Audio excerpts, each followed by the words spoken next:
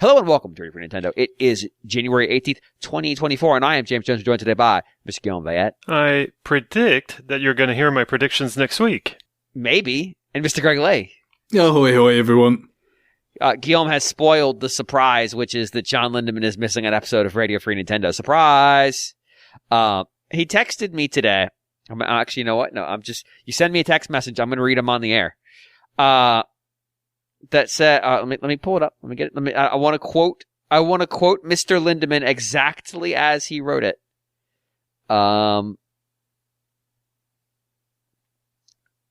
Quote, gonna duck out of RFN tonight. Got a dinner work with people who traveled in.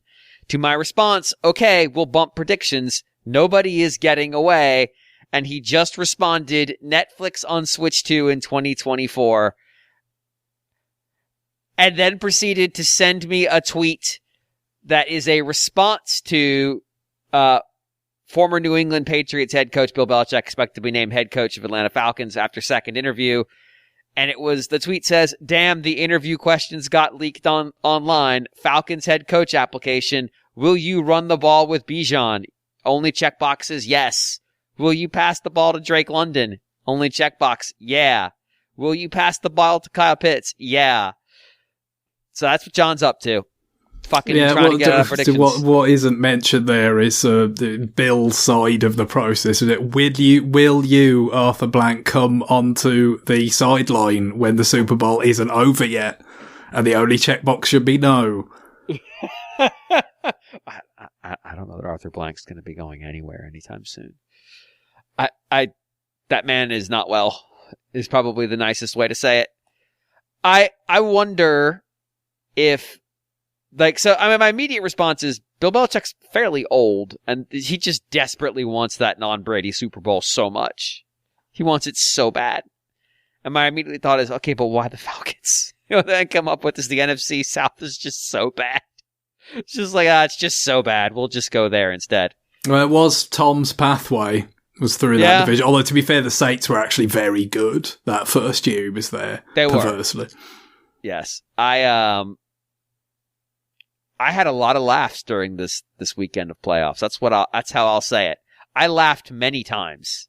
It was extremely cold outside. Not by Guillaume standards, but by me standards.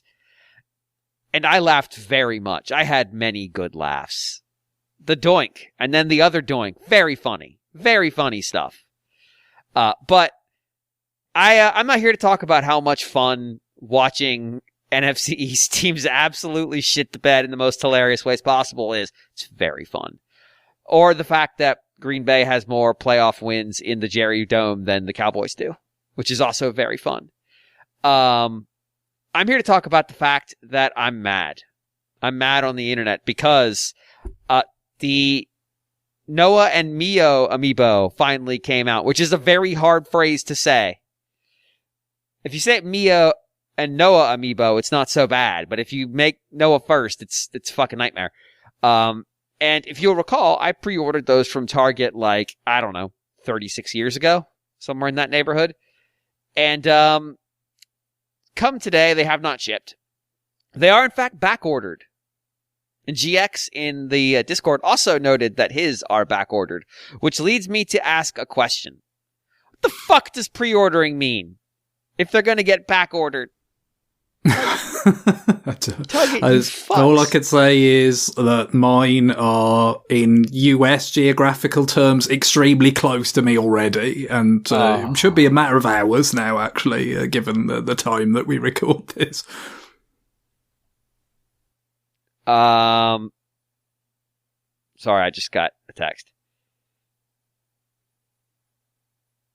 So yeah, I wonder if, that says I should get them between the 22nd and the 25th, which is insane, but hopefully that's true because I would like to have them. That would be nice. I literally only own 5 amiibo total. And 2 of them are already Xenoblade characters. So if this shit doesn't work, I'm going to be mad. This is like the only ones I wanted. I was like, I've got to get those. And these are actually, like Xenoblade amiibo. I've already seen sort of people's, images out of the box, and they've got like Xenoblade bases, because obviously the others were Smash, naturally. They're very nice. They're very nice looking. Actually, the release date's tomorrow, so maybe they'll still, but other people already have them. So like, obviously, whatever. I like that if you go look on other websites, it just says not available. It's like, oh, okay, cool, thanks. So hopefully I get my fucking amiibo, or I'm gonna be fucking pissed. So that concludes the segment of Mad on the Internet. And on that, we're gonna go ahead and launch into some new business. And I don't have my note-taking tools up, so that's a problem. So now I have them up, and now I can take notes, which is good because I'm gonna ask Greg what he's been playing. Yeah, not a great deal. A few things. First of all, we had the Smash Spirits, the sort of slightly, I don't want to say random, but it was definitely a little bit sort of out of the blue, wasn't it? A while ago now, when they said, "Oh, actually, for the was it 5th anniversary of the game?" I think it was, or something, wasn't it? I forget what the exact kind of tie-in was. Yeah, I think that's about right. There's something to do with that anyway. They were going to start like having a few more events, because they basically kind of stopped doing most events and whatnot. But now, we're going to have some new spirits for games that had come out relatively recently beyond the kind of the update life of Smash 4 Ultimate. Of them. So we got the Pikmin 4 and Tears of the Kingdom and Xenoblade 3. And what was the other one as well? Crap. But so obviously they were pretty brief, just to go to the Splatoon. Oh, of course, Splatoon 3, a little bit older than Tears of the Kingdom and all that, but it did come out after Xenoblade.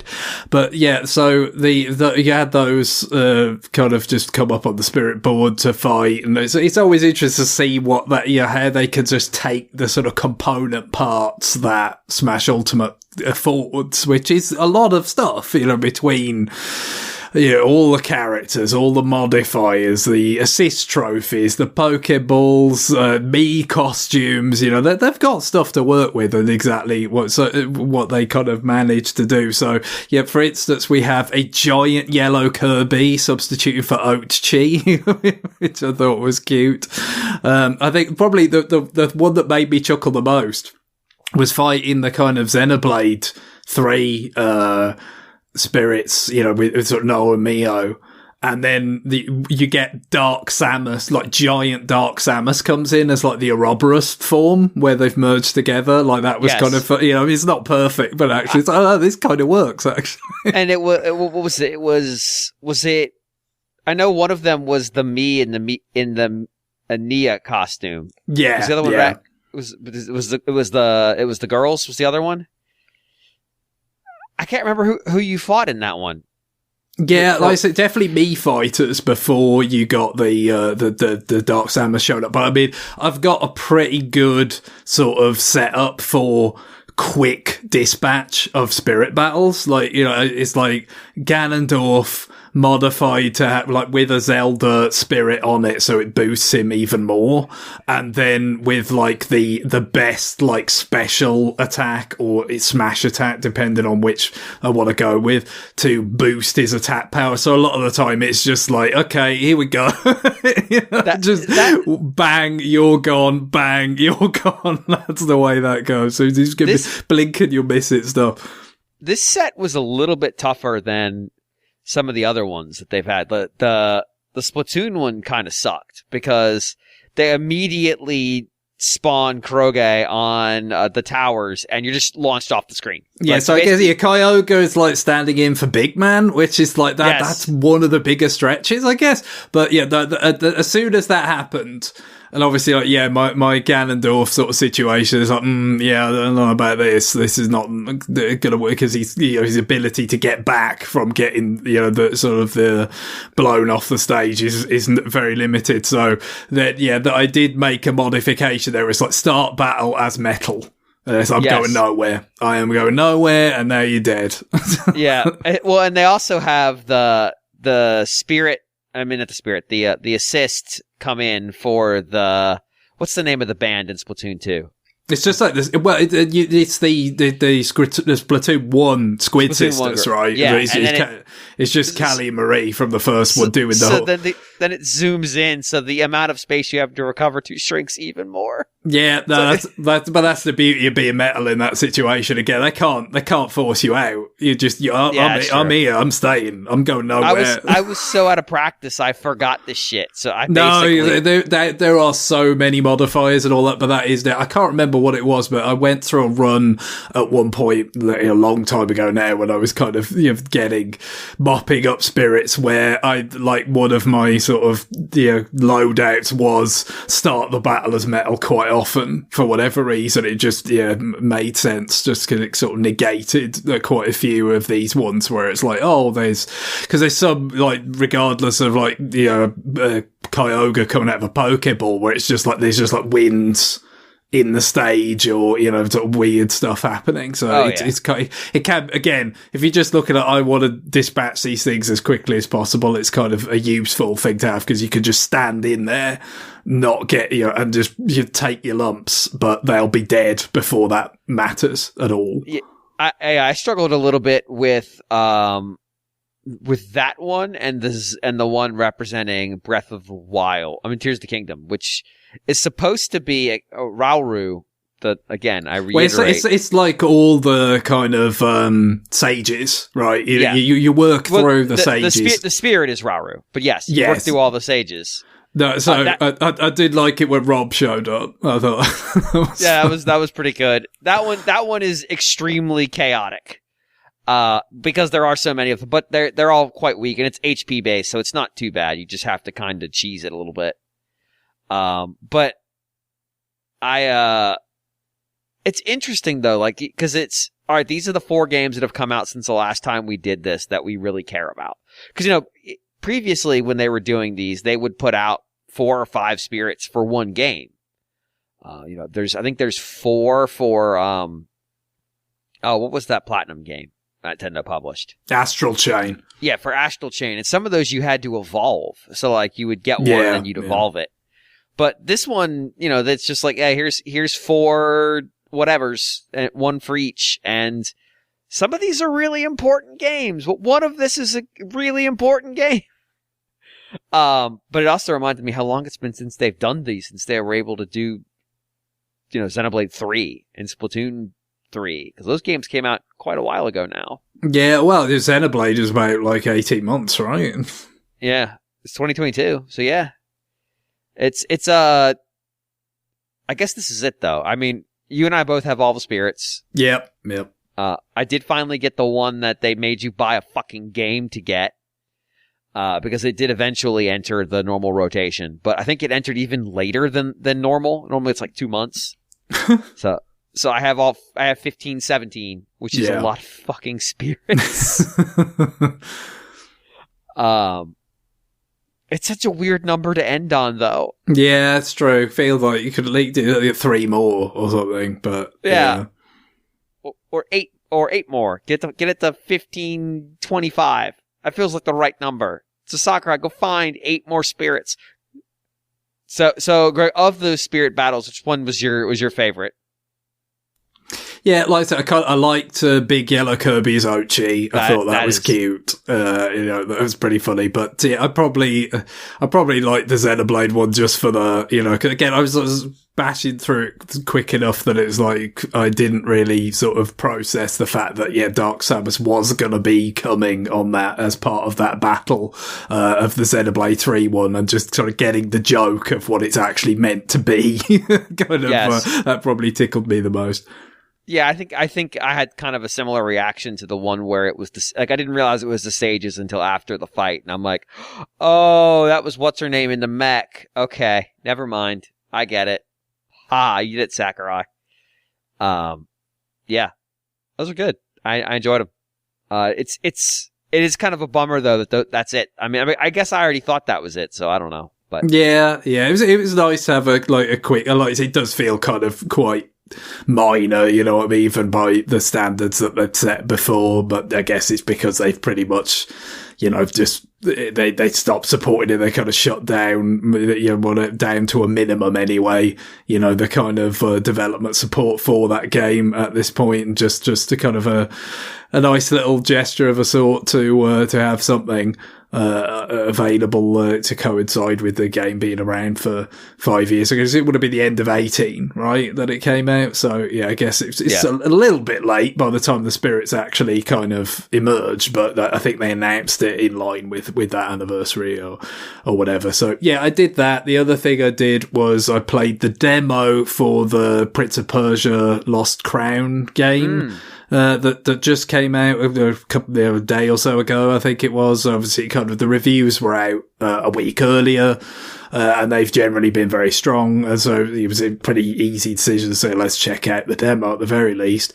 And so it's quite a brief demo. You know, I guess it's not necessarily always the easiest to do a demo of a Metroid style game, you know, in terms of like, what exactly are you going to kind of, show and what are you not going to show, because obviously they're kind of non-linear games, and oftentimes, you know, you're starting them very, you know, underpowered. They said that's the whole point, you know, and so it's like, well, do you just show the start of the game? But that isn't really representative of like how capable the character is going to be for the duration of it. So, you know, you've got some decisions to make exactly how you kind of, what you show. And so, yeah, I'm not sure if, I mean, they mention in the sort of accompanying text for this demo that they've kind of, in some cases, just like put some kind of like invisible barriers or just lightly visible barriers, I should say, like just to kind of sit like a little kind of almost like a pane of glass, but it's not literally that, over like a door, which wouldn't be there if it was the real game. Like, you'd have more scope to explore. But it's kind of like, look, for this demo, we're kind of, you know, just want you to stay on the kind of main path or whatever. And certainly, like, the character in question, the playable character, he's pretty capable at this point in the demo. It seems like it's at the start of the game narratively, which does take up some of the time. There's, you know, some exposition and dialogue with, like, NPCs and stuff, but it seems like, you know, you've got quite a lot of stuff here to play with in terms of you parrying and dodging and air dashing and all this kind of stuff. So it's not a situation like you can think of at the beginning of certain kind of Metroid games where it's like, oh, well, you know, now I'm going to have to get like the long beam to just have a you know, a blaster that actually reaches all the way across the room. You know what I mean? It's not, you're starting off with a fair amount of capability. So you include it. You know, it seems like it's quite a heavy emphasis on melee combat. You know, you've a sword wielding character, but you do have range in the demo because you can fire off arrows. So, you know, you're pretty capable, and, you know, it seemed like it may have, you know, a similar, but maybe even more so emphasis to something like, you know, the Mercury Steam, Metroids in terms of parrying, you know, being a significant part. You know, you get attacks where characters have, you know, this big white flashing, like, get ready to parry kind of thing, flash it. And then when you do, it'll sort of initiate kind of, a little quick cinema, not too slow, and hopefully will remain so in terms of it won't slow things down too much. You know, kind of cinematic of you being a badass, countering their attack and dealing, you know, lots of damage to them. As a result. So, but, you know, it seems like it might be more so because there's definitely a more melee focus than, you know, well, certainly the non-Mercury Steam Metroids, but even those, I think, you know, the early going in, especially the Samus Returns, you know, 3DS remake of Metroid 2, that really was kind of like, I wouldn't say dominated, but certainly there was a lot of it in the early going. Whereas, like, yes, you got to counter. And then as it goes on, you get so much more powerful. that the counter becomes less important. Still, quite important maybe in certain boss encounters where it's going to do you a lot of good in that game, for doing like extra damage on bosses and stuff, like effectively having extra damage windows. And then with Dread, it probably wasn't as like front loaded, but it definitely was plenty of areas where it remained important, especially for dealing with certain enemies, that were quite kind of melee focused and all that. So it does feel like it's in that kind of vein. Not that, those games were like the first Metroid style games to have the emphasis on, or any kind of emphasis on like countering and, that kind of combat. Loads of games did it before that, really. I mean, you could include Mercury Steam's Castlevania, Lords of Shadow, Mirror of Fate, I guess, in that a little bit, which, was trying to take the 3D Lords of Shadow sort of combat into 2D. Yeah, not entirely successfully, but, you think of stuff like Guacamelee, that Spider-Man, game that where you had, I can't remember the subtitle of it now, where you had, I know what you're talking about. Yeah, like, there were loads. It's been done a lot, to be fair. So when I say, it kind of, it makes you think of the Mercury Steam Metroid, some of that's just a recency thing. I don't know how much that's really an inspiration, but, you've got some of that, and, you've got some, what you would expect, sort of, not that I've really played Prince of Persia games before, but, for me, it's kind of synonymous with acrobatics. That's what that sort of brand kind of suggests to me, because of, the early games having, such relatively advanced kind of, animation of characters doing, very physical actions. And then that kind of carried through, I think, to a fair degree, the various kind of iterations and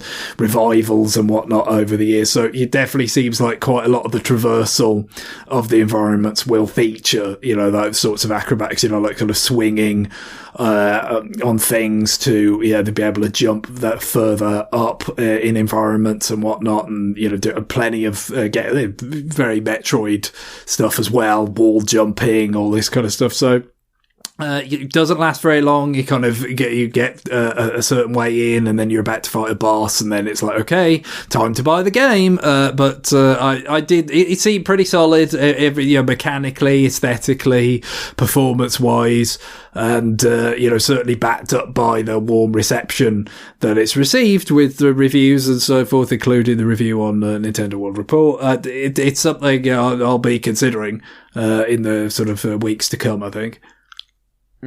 I just don't know how to feel about this game. Like, it seems like people are enjoying it who have had a chance to play more of it than we have, obviously, which is good. But like, I just don't trust Ubisoft. I don't know.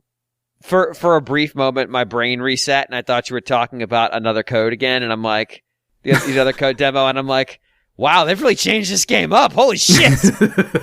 No, I still haven't got around to that, actually, of course, with the game coming out now. But yeah, I would, and the reviews with it and everything, I do want to get to that, but which is, one of those is a different case, because I think you could just take your progress from the demo into the actual game, which is not true here. I think it's just like the first third of the first game, which is only a 5-hour game. Like, I beat the first game in a single night, and we recorded RFN in the middle of that night. So like, it's not a long game. But yeah, I don't know why my brain did that reset, but I was like, whoa, they changed this thing up a lot. Holy shit.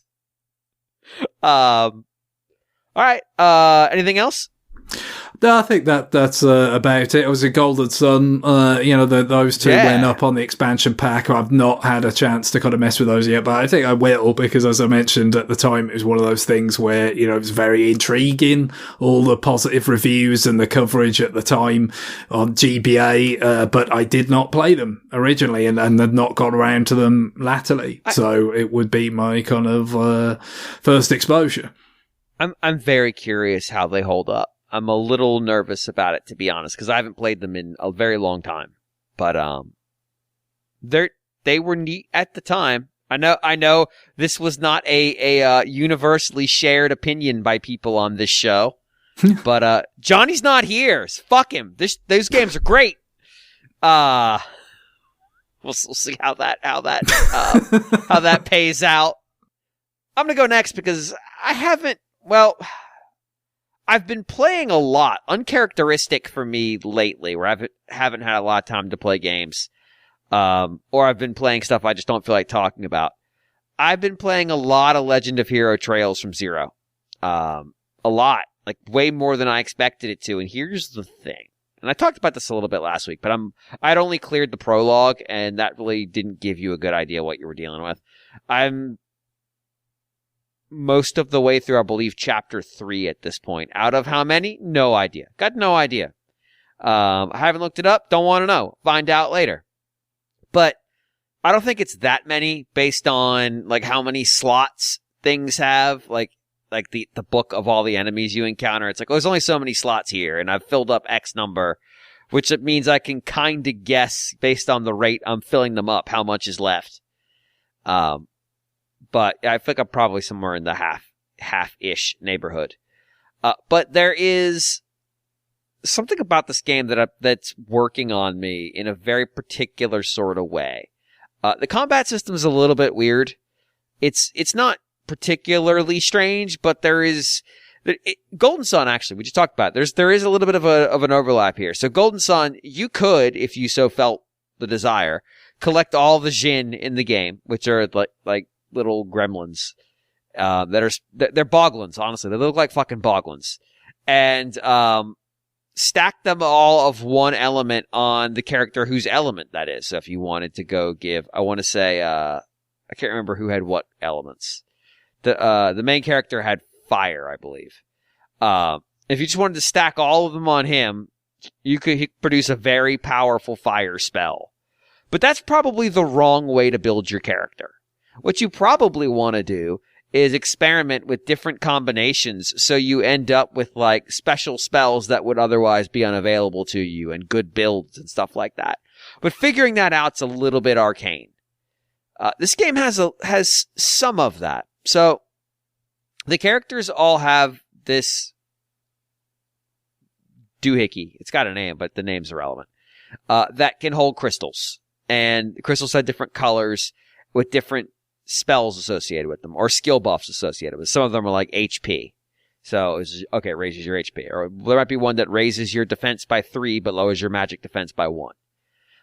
And you can buy them for essentially energy that the enemies drop when you kill them. So they might drop, like 100, or they might drop like 20 red and 3 blue and 5 yellow and whatever. And I'll talk a little bit about what the elements are because it's a little bit irrelevant, but we have an email that makes it relevant, so I'll come back to it. But essentially, if you combine these in the right order, you unlock certain spells, including spells of other elements that are not otherwise available. So you want to try to get the number up as much as you can, but also there's a grid, so they have to be connected for it to count. It's confusing, and it takes a lot of effort to get into. And there was a dungeon where they're like, hey, regular spells won't work. You're going to need the ones for these other elements. You have to get the hard way. And so I had to go actually learn that shit because I couldn't get through. But what's actually been getting me in this game, what's actually been sort of connecting with me and working out is that I talked about it, you're this group of young people who's been tasked with running this new police unit. That's job is really just like do odd jobs to make the police force look good. Because right now they're just known for being corrupt and only getting involved insofar as is required to protect government people. And that's basically it. Like there's a plot thread about them arresting members of the mafia and just letting them go immediately afterwards and like tut-tutting at, don't do it again or we'll arrest you again and let you go again. And your group's job is largely to do stuff for the community. And so you're getting these tasks assigned to you at your headquarters where they're being sent to you by the precinct. And sometimes they're really stupid. Like there was a festival that was going on in town for what was their Independence Day celebration. It was a big anniversary. And so one of the jobs we had during the festival was the team that's the police units whose job it is to enforce parking law. Yeah, you became a parking cop for a day. So you had to go inspect everybody's parking decals to make sure they were legitimate. And if they weren't, you tagged their car. And they had this conversation about, like, are we going to tow them? No, we're not going to tow them because there's a lot of foreign visitors, and we don't want to tow foreign visitors' cars. It's going to be politically untenable. We're just going to write them a ticket.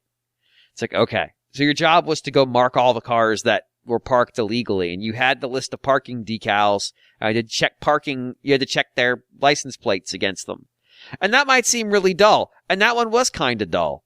But some of the tasks are like, hey, there was a big enemy spotted in this place. We need somebody to go take care of it. Or, hey, we need somebody to go get a medicine from the hospital. So you have to run to the hospital, and then you might get caught in some stupid argument about what's going on at the hospital and why they wouldn't send the medicine in the first place. And you're just kind of running these little small quests. And for whatever reason, I have been obsessed with clearing them because they don't take very long. And because with the turbo button, you can move pretty fast. And I said last week the game doesn't seem to have a stupid map of the city. It does, but it waits until you've learned how to get around the city to give it to you, which is very frustrating. But the perk is you get to fast travel once you get the map. So that actually really helps. So I can quickly jump from one part of the city to another, catch a bus to an area outside the city, and then do whatever business I need to do there. And then hop on the bus back, quick travel it back into the city where I need to go. If I'm bouncing between areas on the outside, I'll just bounce to the other side of the city, catch another bus, come back, and just do my business. Because these quests often don't ask a lot of you, even if they're asking you to fight an enemy deep in a dungeon, usually at the end of dungeons, you unlock an express lane to the end of the dungeon. So even then, it's like, just go through the express lane and you're there and you fight that enemy and you get your credit for it and you go. The main quest itself really hasn't spent much effort revealing itself. There are some hints here and there about larger things going on, but broadly speaking, the main story quests have been isolated. Like they're not connected to each other. There's not been some main through line yet. The party isn't like out pursuing some great evil. We had a run in with the mafia. We arrested some members of the mafia. And then we got told, what are you doing, you idiots? You can't arrest those people. And so they got let go. It's like, well, we tried. And then we got back to our office. Everybody's like, yo, you guys arrested the mafia. That's wild. Don't do that though. You're going to get in trouble. So there's not been a ton going on. Like, yeah, there's been some world building, some exposure to the forces that are bad. But broadly speaking, it's just been kind of like, go do it, go kick it and do your mini quests. And like, I did mini quests for about, or sub jobs or whatever you want to call them, for like 2 hours last night. I didn't advance the plot one goddamn second. But just doing stuff during the Independence Day festival and just picking up odd jobs and doing them. And then the next day when you go to bed, you get a new set of them to go do. And so I'm just playing along, just getting stuff done, just moving through these. I like some of these characters. I like the writing. It's pretty amusing. Our party is they mean well, is how I would describe them. It's extremely anime. But they mean well. They're mostly hapless, but they're hapless together in a way that's fun. So I've enjoyed it so far, and I got a correction from Seren that I believe it was Trails from Azure is connected to Trails from Zero, like it's after it. So I guess that's the follow on from this one. These are all after Trails in the Sky, and I have Trails to Azure, excuse me, and I have met the main characters from the Trails in the Sky series already. They're hanging out in my world now. Oh yeah, Trails to Azure's got the same cast. There it is. They are our rivals actually. So and then I guess the ones that we only got half of are after this set, because this game originally came out a while ago on the PSP, and then the new one's coming out. So there's so much of this crap to play. I don't know that I'm going to actually play all of it, but I might go hunt down Trails to Azure. It seems like I like this cast and I'd like to see where they're going. So yeah, that's pretty much it. I know I just kind of rambled at you for a little while, but yeah, these are good. These are good. You should play them. I don't have any issues starting with Zero. I feel like it's worked out well for me. So yeah, give it a shot. And not having played the Sky games doesn't really seem to bother me. So, yeah, Azure's also on Switch. It looks a little bit nicer, but it looks like pretty much the same game. So, yeah, that's really all I've been up to. And hopefully next week I'll have something else to talk about because I suspect I'll be playing a lot of this game for the next week or so because it seems like there's quite a bit of it left. So, on that, I think I'm done with my new business. So, Guillaume, what have you got? Yeah, really not much. I finished the mirrored tracks in Mario Kart Deluxe, so that's fun. Then Karen and I started the 200cc tracks, and after the first cup, Karen was like, "Yeah, you'll do these by yourself." So I'm going to do those by myself. But yeah, it's fun. Like literally, I had only been waiting for new content to get into Mario Kart Deluxe, and so yeah, I'm pretty late to the party, but I'm still enjoying it. I'm still on the dance floor, racing, mixing metaphors. So that was terrible. Let's move on to. Oh, it was great. I did finish. Yeah, I did finish Cocoon. And as I expected, towards the end, it became more the game that I hoped that the whole game would be. I'm basically, yeah, it doesn't really change my opinion of it much, except that I'm glad I got to experience those last couple puzzles, basically. And I wish that they had maybe the guts to jump into that kind of stuff earlier, because I didn't feel the previous puzzles particularly inspired, but I don't want to go on about that for it's just a mildly disappointing game to me. And that's about it. Like I did watch this afternoon the Xbox. They don't call them directs. Yeah, the developer, whatever.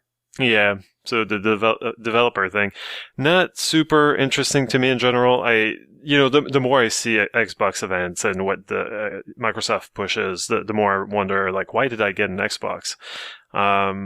So you can Bing. Yeah, apparently, and Binging I have been. So yeah, but so. I don't know, like, they showed a few very kind of, games that didn't really stand out to me. I've heard, now the name of the developer escapes me, but the makers of, They did call it a direct. They called it Developer Direct. Oh, okay. I can't fucking believe that everybody's just decided to use that term. Right. Developer of Fallout New Vegas. Obsidian. Yes. Obsidian. Okay. Obsidian? So, yeah. Where are we going? Anyway, keep going. Let's keep pronouncing this. Let's roll with it. Yeah, well, I did all three. So, Obsidian, I know which one is the correct one. Obsidian, so, yeah, like, their game didn't really stand out to me. Then they showed, I forget what they showed, but basically in the middle of it, they showed something completely different looking, which was Visions of Mana. And it looks good. It looks really good. It was like a splash of color in the middle of pretty drab presentation, I found. And it was, kind of wholesome, as people would say online, because they had the Square Enix people just going on about, they had what's his name, Koichi Ishii. Yes. Like the creator of the original Mana games, just talking about how, like, these monsters, in the very first game, like, some of them I had been drawing since I was 12, and so now, like, his role in this game has been to supervise the animations and the creation of some new creatures, but like, they explained what kawaii is, like, they explain just, like, just how cute and how nice the whole thing is. So yeah, it was kind of a nice little presentation on and the game looks like it plays well, like I feel like fans of Ys games would probably not be out of place, playing this. No. It doesn't look like anything particularly new, but it looks like a Mana game.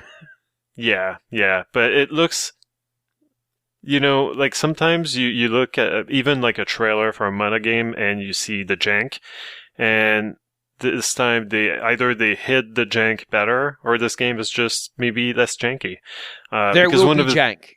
There will be, but I think I feel pretty confident. I think that maybe previous games weren't afforded the budget, or maybe Koichi Ishii was the problem himself. I don't know, but now he's only allowed to do stuff with the animations, the creatures. So maybe someone else who has more experience doing action RPGs. This game, by the way, was announced during the Game Awards, correct? I think so. Yeah. And not announced for Switch, but announced for PS4.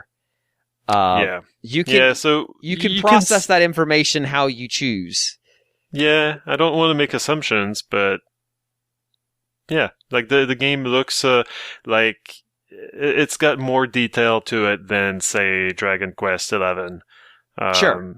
So it looks very nice. It looks very HD. It looks very colorful, cartoony, detailed. And so I'm looking forward to playing that on whatever system I can, which includes Xbox, I suppose. Right. And yeah, like they had like this creature, this mount, like there's going to be several in the game. And so he explained this as, inspiration for creating it. It's very cute. It's like a dog. Yeah, but basically he says, I forget which breed of dog, but yeah, basically like put the dog together with like a okay, this word I don't know where to put the stress on.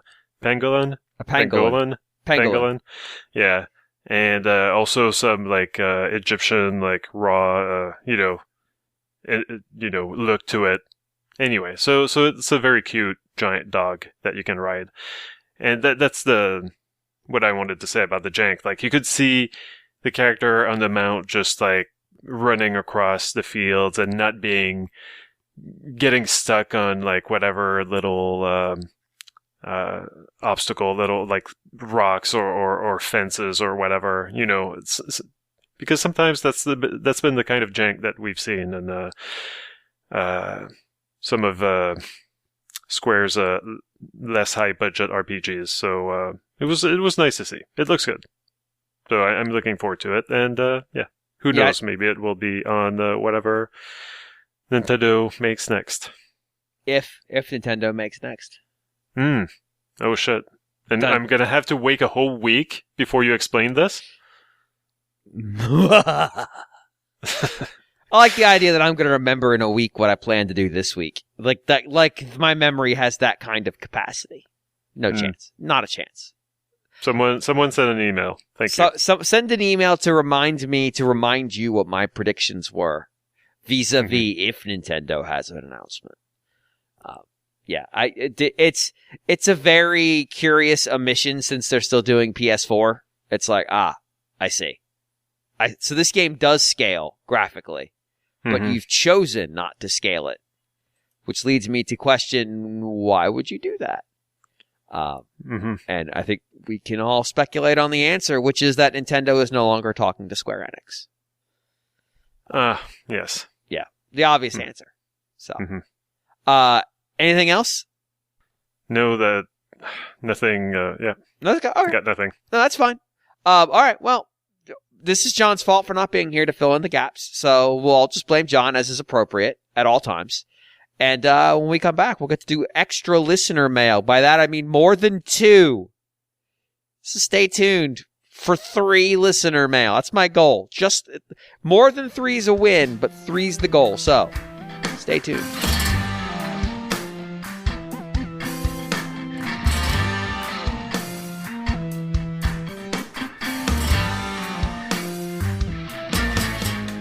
It's listener mail time. This is the part of the show where you send us questions, comments. I still haven't, I proffered that you could send us stupid games, very stupid games, extremely stupid games, and dangerously stupid games. And no one's taken me up on that, which is actually a little bit surprising. Maybe you all have matured, but I doubt it. So, that offer is still open. We did get a lot of email, a lot of questions. Some of them really good, some of them really weird. It takes all kinds. So, that doesn't mean you could stop.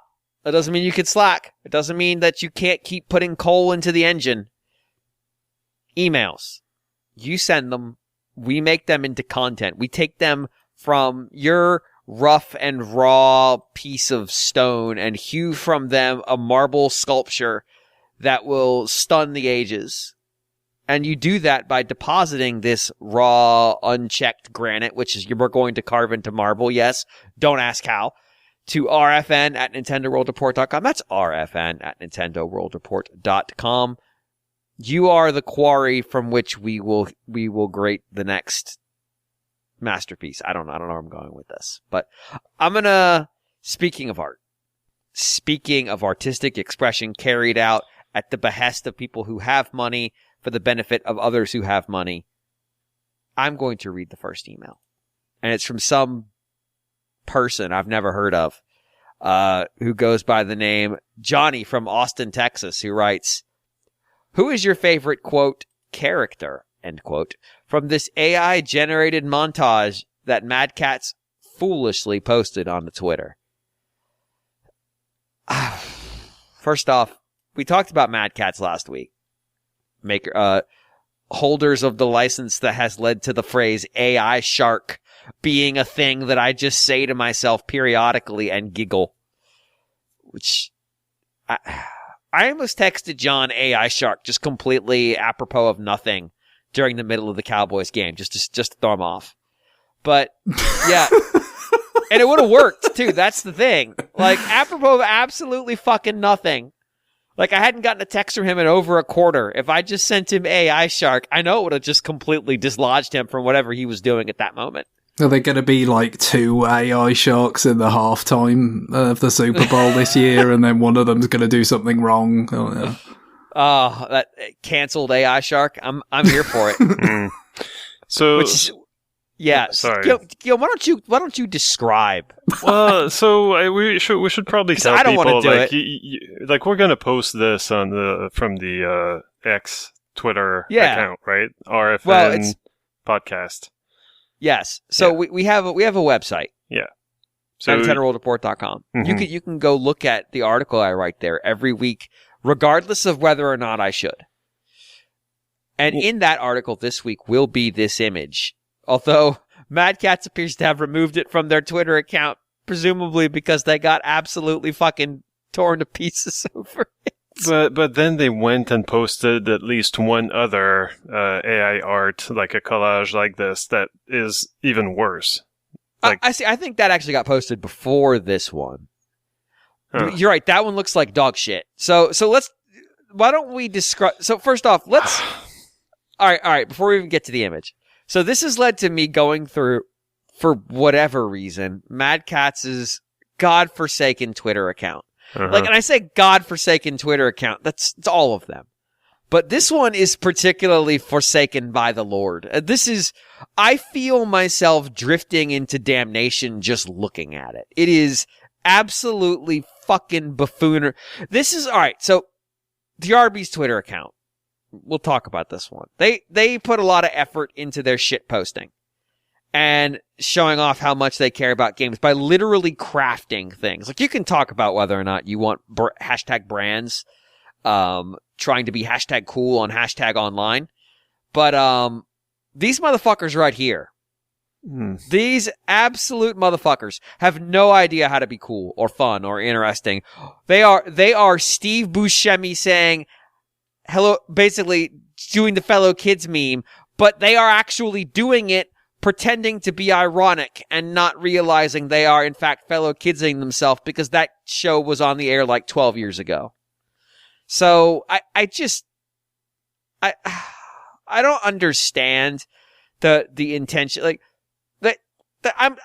every time I look at their every post is, they've got tons of pictures of cats holding game controllers that are obviously AI generated faces, like, Which scary game gives you that feeling? Hashtag Mad Cats, hashtag Mad Cats Gaming. And it's a cat with an obviously bad CG scared face, not looking at the TV because the TV's behind it, holding a controller. Allegedly scared by the game that it's not looking at. But also it's a fucking cat. And the controller's not to scale. That controller would have to be very small because house cats aren't very big. All right, but that's a different picture. Let's get through this because I'm staring at it now, and it's just gonna give me nightmares. Like the more time we spend on this, I can't look away. But okay, so like strictly like the answering the question, my favorite character on this collage of video game quote unquote characters would have to be how do you pronounce her name? Leah Thompson, holding a bent sword. Yeah, the perpendicular sword, definitely. I kind of like the you've got it's got a right angle in it, basically, so that the top of the blade would be perpendicular to the ground. It's a gun. It's a gun sword. Just it's Final Fantasy VIII, obviously. It doesn't look like a gun sword. Neither did the gun swords in Final Fantasy VIII. What's your point? They had a trigger grip. It's stupid.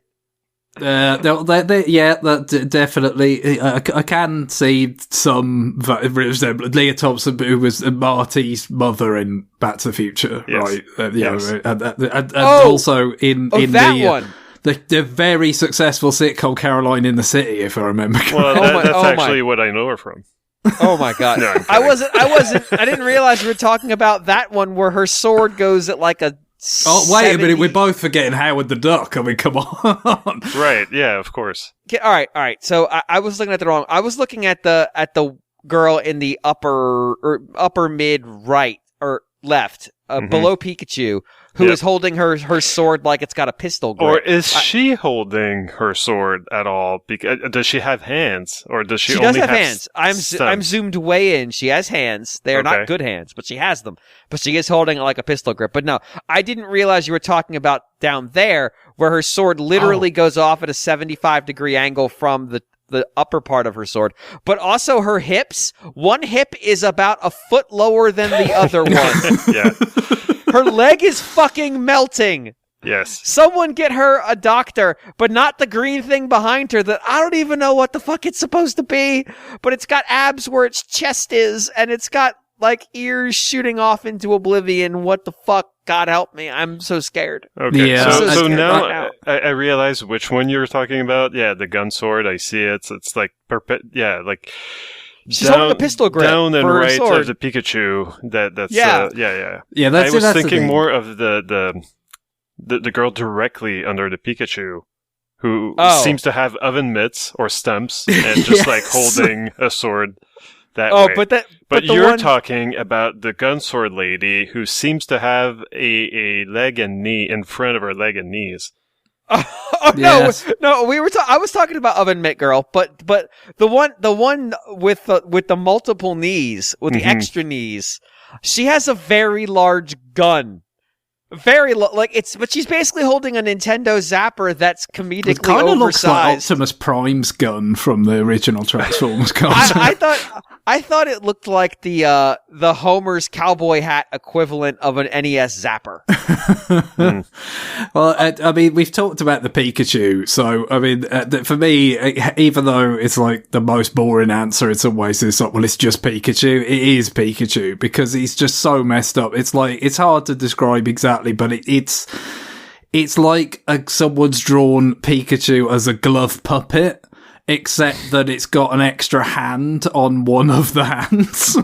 Yes. It's just like this soulless version of Pikachu. It's so weird. They were absolutely you can see wretched. they were trying to go for like the shock Pikachu meme, but No, they weren't trying to go for anything because the AI doesn't know any better. Yeah, I get, but maybe all the shock Pikachus that are out there just got fed into it, and that's where this terrible visual sausage. That's what we're looking at here. So part of me really wants to go with Squall Strife here, where they've just taken multiple Final Fantasy protagonists and just sort of jammed them together. Well, and I mean, it is like a sort of like the upper body is covered in all belts, or I mean, all of them belts, except for the pauldrons. Which is like, why? Why do you have armored gloves on? Why are you wearing greaves? What the fuck? You're just wearing belts and denim otherwise. It's fucking incomprehensible. But also his lack of eyes, like he's just... Yes, no, it looks like, sort of like the end of Event Horizon where Sam Neill just doesn't have eyes. Yes, yeah, exactly. But it's not him. Although he's very... the like green sort of like Charmander that's got knives sticking out of its head.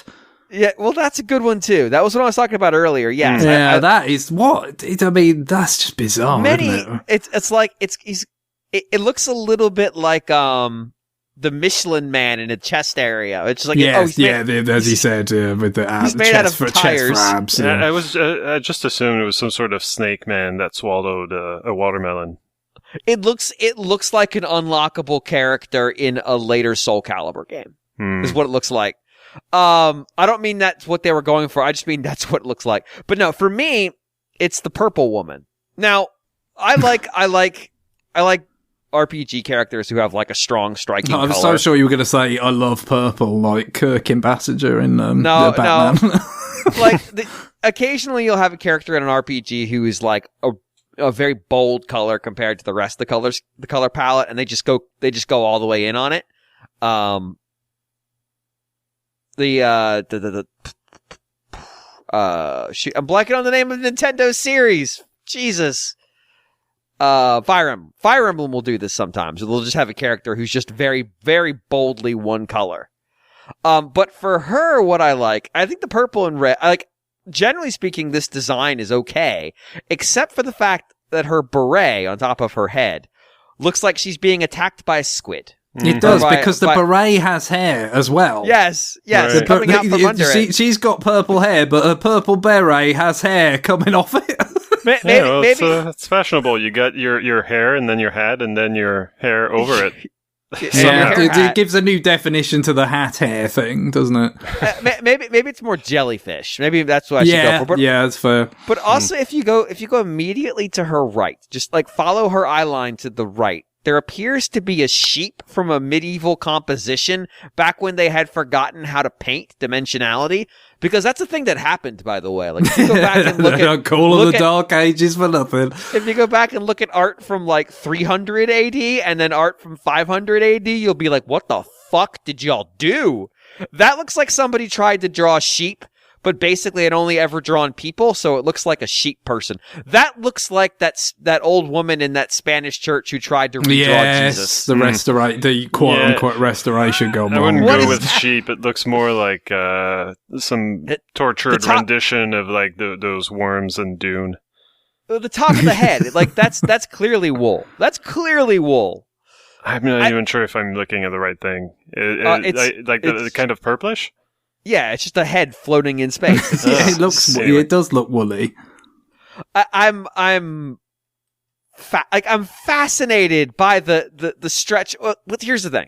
So like part of me is like, well, what led them to do this? What led them to I'd love to know what the prompt was that they put into whatever AI generating tool they use. Like, there's something that's like at the very bottom in the middle-ish, but towards the left-hand side, there's something akin to a sort of green Kirby with blank eyes.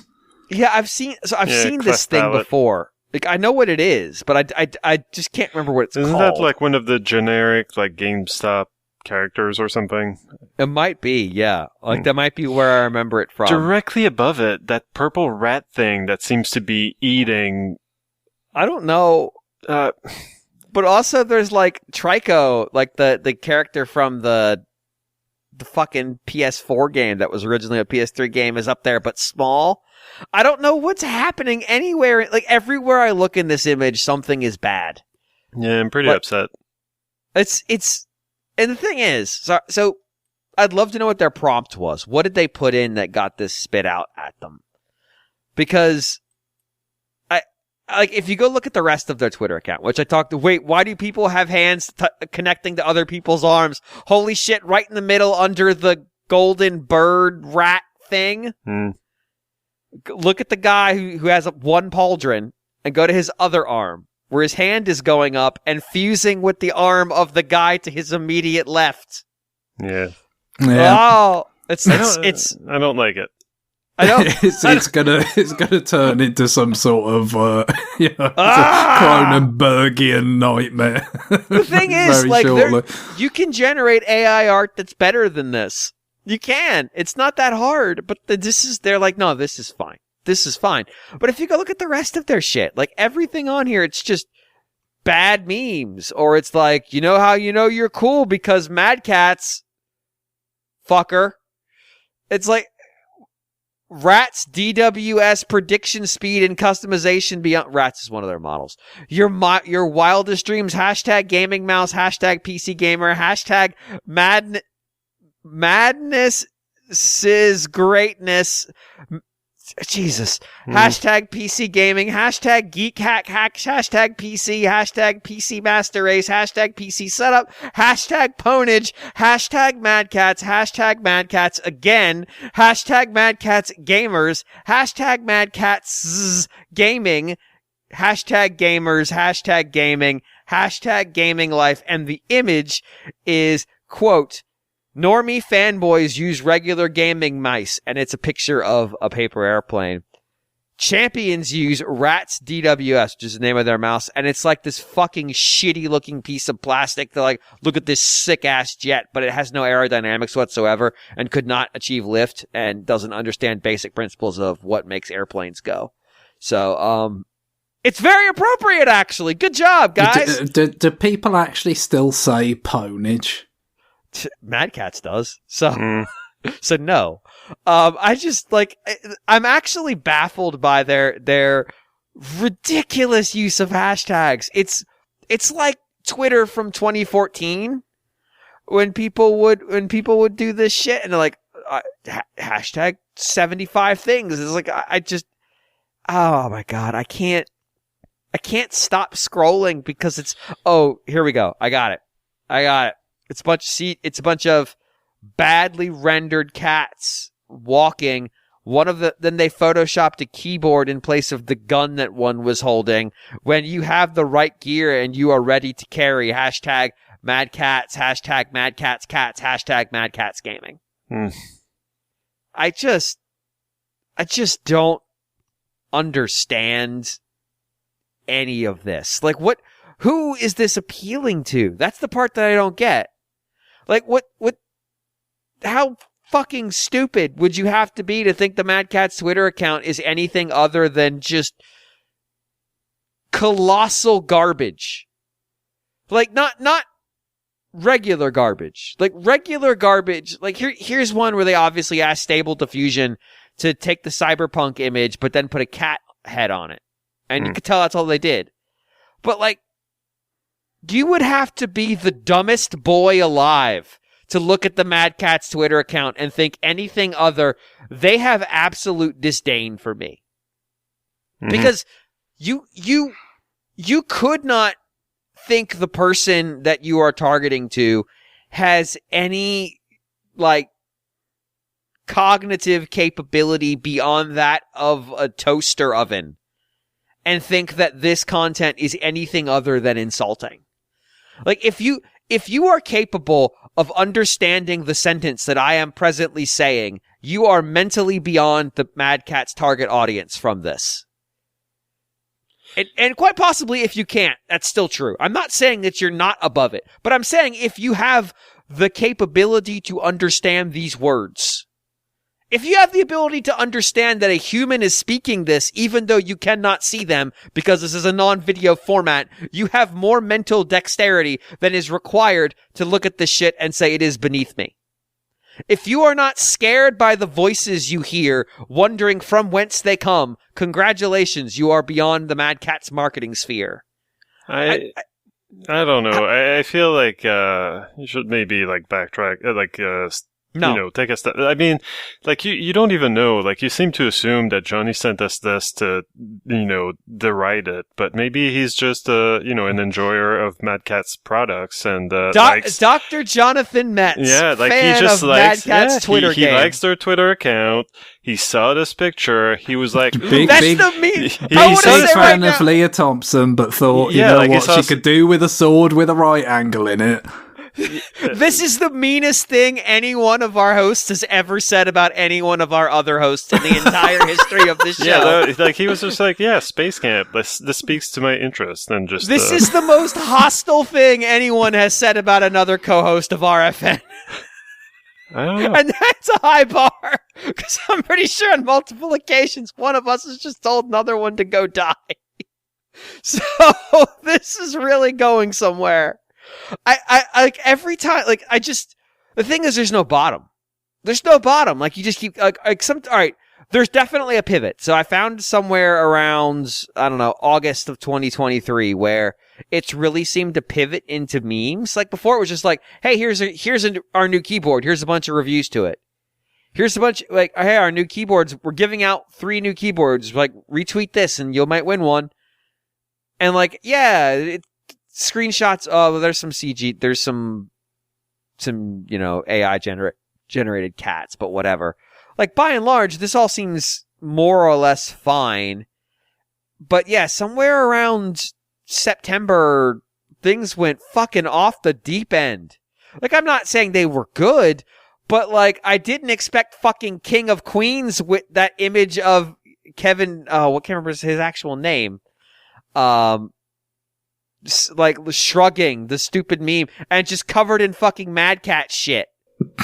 When your wife checks the bank statement and sees Mad Cats, hashtag Mad Cats Gaming, hashtag sorry not sorry, hashtag Mad Cats Gaming, hashtag gamer, hashtag gaming, hashtag PC gaming, hashtag PCMR, hashtag gaming life. I just can't fucking deal with this shit.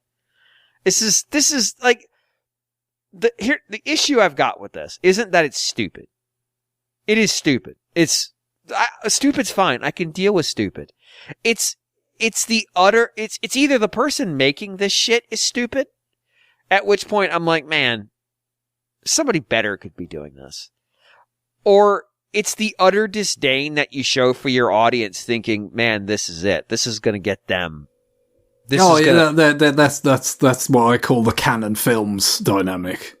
Yeah, that's what makes those films so funny. They are both incompetent, but also have this huge sense of condescension of just like, yes, we on some level we know what we're doing is shit, but people like, our audience like shit, so we're gonna give it to them.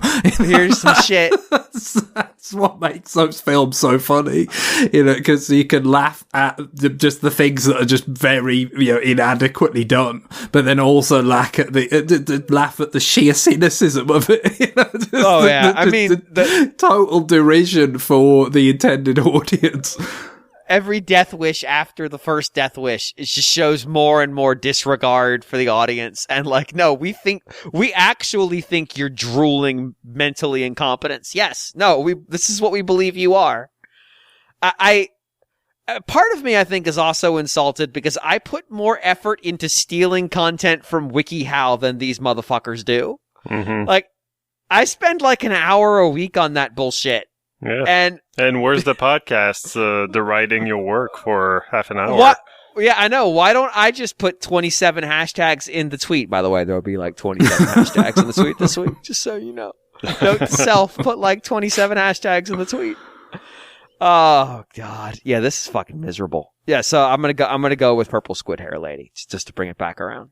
Mm-hmm. All right, let's move on to a real email. Jesus Christ. Guillaume, would you read the next email?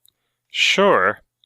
Christian H. writes, Hey RFN, long-time listener, second-time emailer. Last time I think it was shortly after Breath of the Wild came out and I asked about the possibility of the sequel being like Majora's Mask, LOL. Because you asked so nicely, and because your conversations have proven to be a wonderful source of entertainment. For real, I listen to a lot of podcasts, but yours is one of the only ones I listen to every episode. I thought I would ask this question of you gentlemen. We're all familiar with element systems in games. Personally, I always thought water and ice being two separate elements was strange. Kingdom Hearts 358 over 2 days elements include space, moon, nothingness, and flower. How can you have an elemental that's nothing? It's just so stupid. So mad. This Gaia only has fire, ice, and wind. What are some of your favorite elements to use in games? Which ones do you think are most essential or canon to real life? Cheers for 857 plus episodes. So when this email came in, my immediate response was just mad. I was just mad. I was mad online because I saw that shit. I'm like, nothingness can't be an element. It's My immediate response was it's not even. It's just because obviously right, the 4 elements, right? That was a thing at one point, right, that people believed in. But this is the way my brain works: is to then think of Dr. Nick's 4 food groups for weight gain in the episode of The Simpsons where Homer's trying to get so fat that he can work from home. Yes. And I'm like, let me think if I can remember them. There's the congealed group, the whipped group, and the chocotastic. But I can't remember the first one. And it's really annoying me now. Oh, man. That's killing me. What's the first one? It's the first one in the sequence. I can hear his voice in the event saying, the congealed group and the chocotastic. I just can't get it.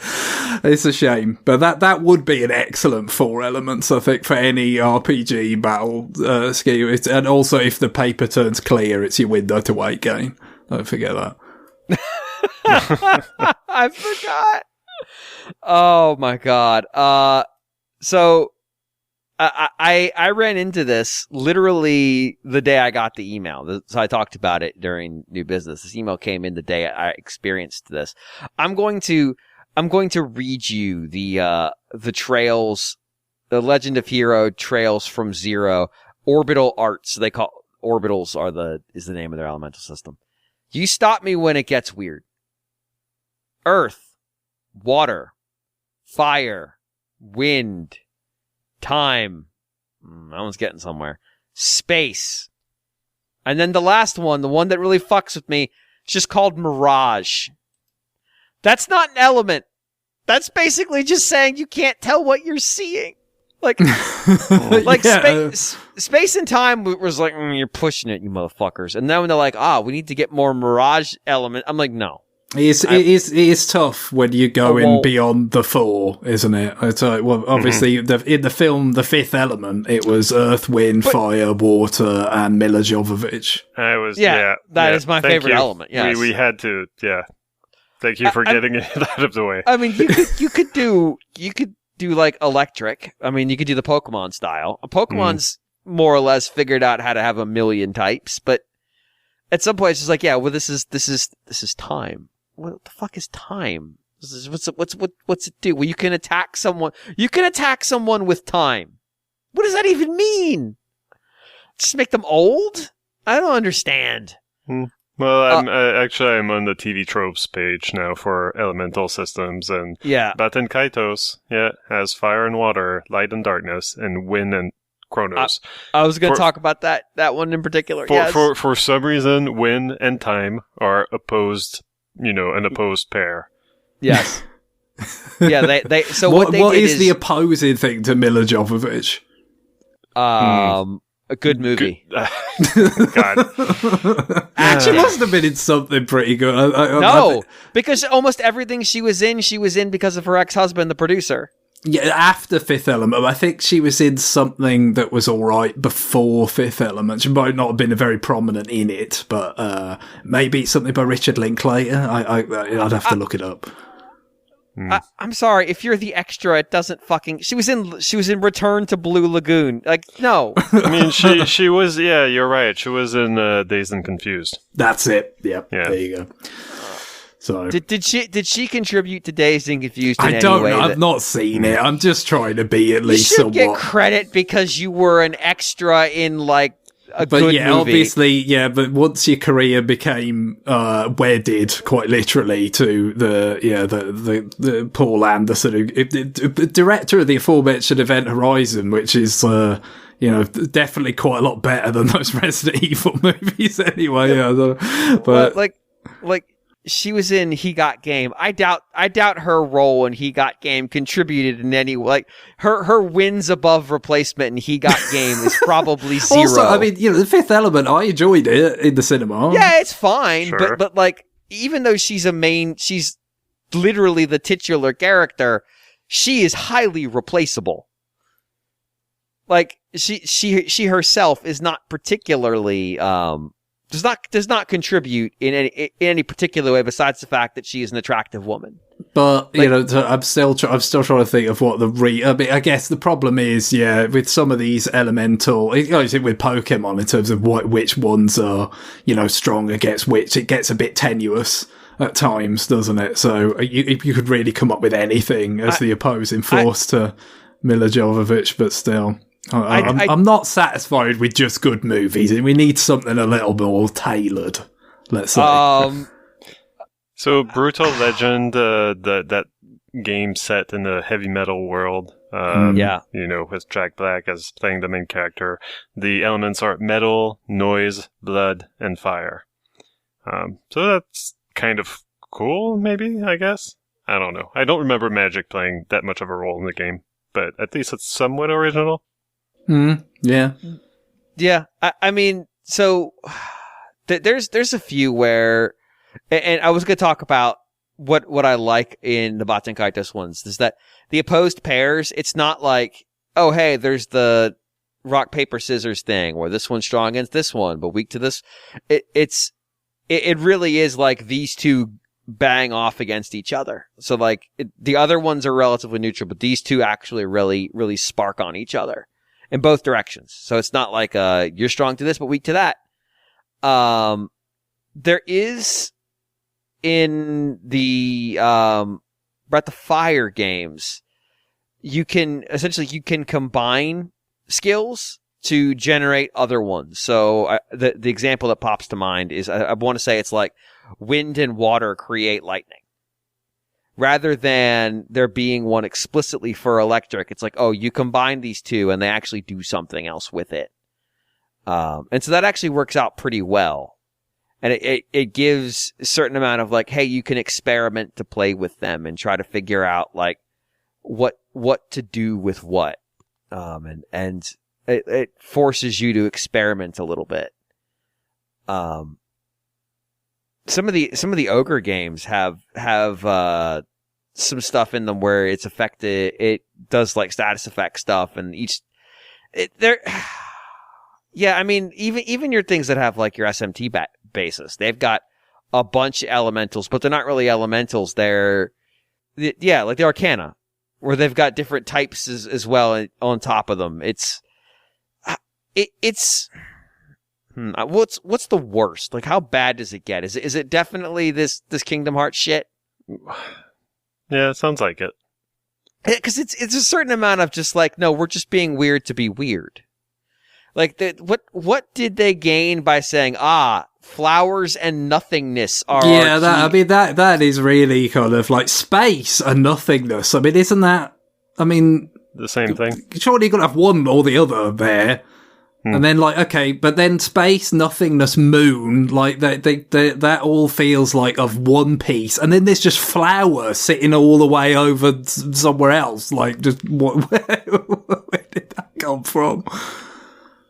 Grandia also did the combination things. I'm trying to remember how they combined, but I want to say a good example was, like, water and wind made ice. So there were base elementals, and then there were mixed elementals. I think it's the term they used for them. And so they had your standards. There you go. But the weird elementals had other stuff on top of them. So like they had specific roles. So like lightning was really about high-powered offensive stuff. And that was fire and wind. But ice, or I think they called it blizzard, which was wind and water, was support. And now I've got the list in front of me. Forest was earth and water.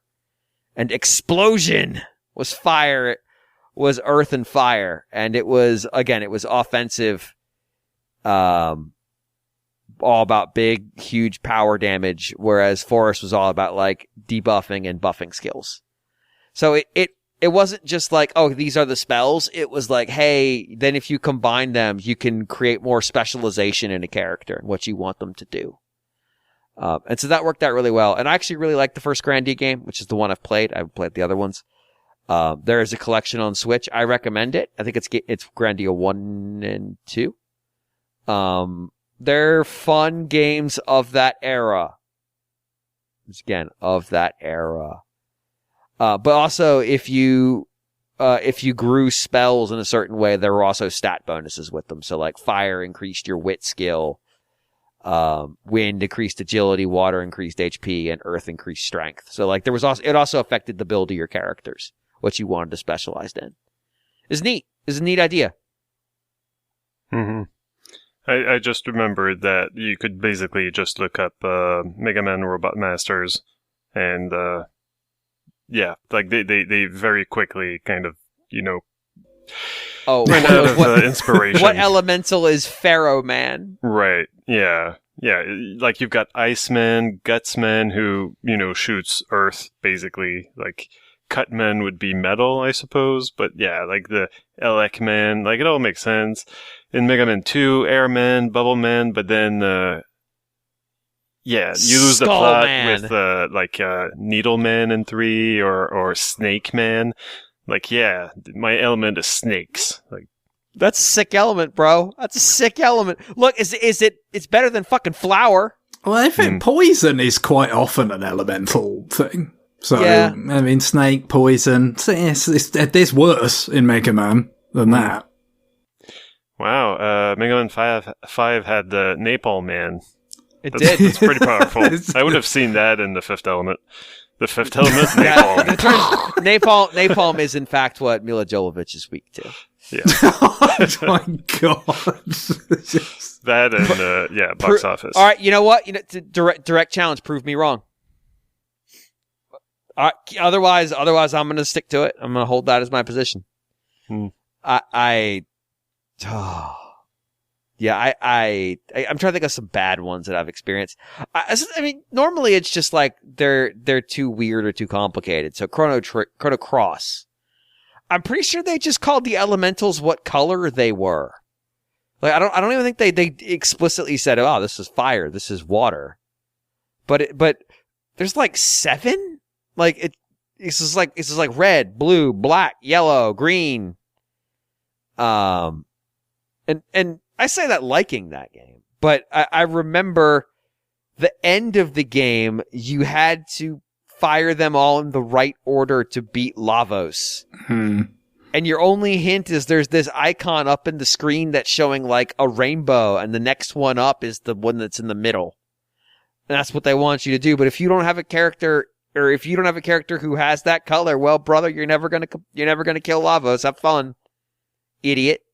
How could you have not known to have all the colors present? How many are there? I'm trying to see how many there are.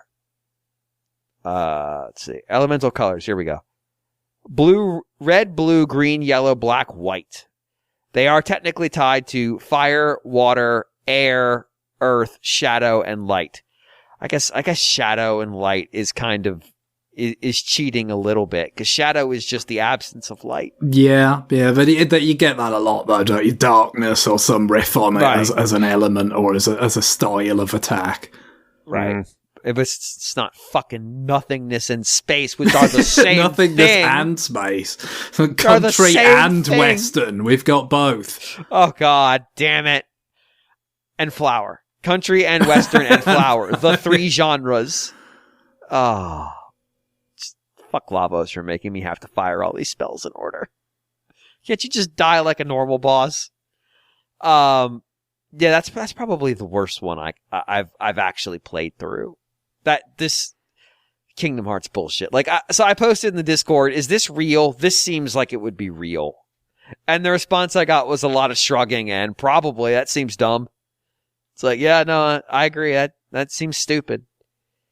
I do sort of appreciate that Chrono Cross just called them colors and just said, fuck it, it's white. This is white color. And then there's weirdly like colorless ones, which are just a bunch of stuff. Yeah, I'm gonna go with that one. I'm gonna go with that one for being silly, but okay silly. Zelda Breath of the Wild and Tears of the Kingdom kind of has an elemental system. Yeah, it does. Actually, like, it came to mind when we were reading the letter, and that just made me think. I don't know. Like, I don't get electricity or fire. Basically, the both types of elemental attacks that can backfire on you. I just want to freeze everything all the time. At least then, like, you can use something as a platform, a monster as a platform. It doesn't move while you hack your way at it. That's great. Unless it's an enemy that when you freeze them, they just become a cold version of that enemy, which there's a couple that do that. Yeah, sure. It's like, oh shit! Oh, I've made it worse! Oops. I've not solved the problem. I have simply changed the problem to a new problem. But I think in that game, what I appreciate about it is how it also factors into the world. Like, it's not just, oh, this enemy's weak to that. It's, you can use those elementals to solve puzzles. Golden Sun does a little bit of that too. But it's more, you don't have as much control over. It's just more like this character has that psionic ability to do that thing. Go do it.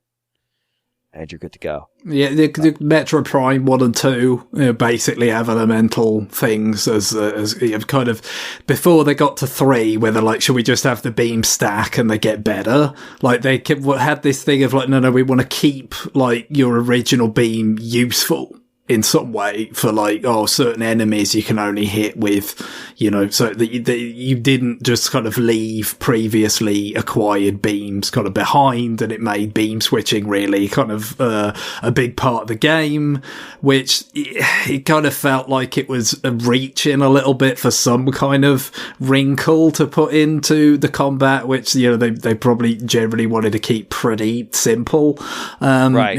But it just about, was kind of fit for purpose. But yeah, basically you had your kind of your regular beam, but then, you had the wave beam, which was like an electricity type of thing, your ice beam, and then the plasma was fire. And then in the sequel, you had the light-dark thing, right? So we had a light and a dark, and then the final beam was like sonic powered or something. It was kind of like both, but it was also like a sonic weapon. So that was a little bit of a strange elemental kind of cycle, if you like. Okay, light, dark, and sound. But yeah, that's how they had it for the second one. And then, like I said, they left that behind with the third one, I guess, because some of it was just driven by the Wii remote interface.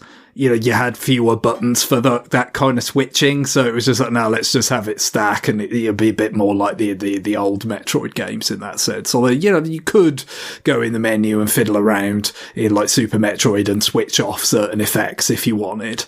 But generally, I think probably a lot of people would have played them just with the, additive nature of getting the pickups, rather than, kind of having a switch to kill certain enemies or solve puzzles. Yeah, to me that's much preferable. Well, losing the sonic beam, the loudest beam on Aether, I don't know how I'm going to survive without it, but yeah, not having to fuck around with beams was really nice.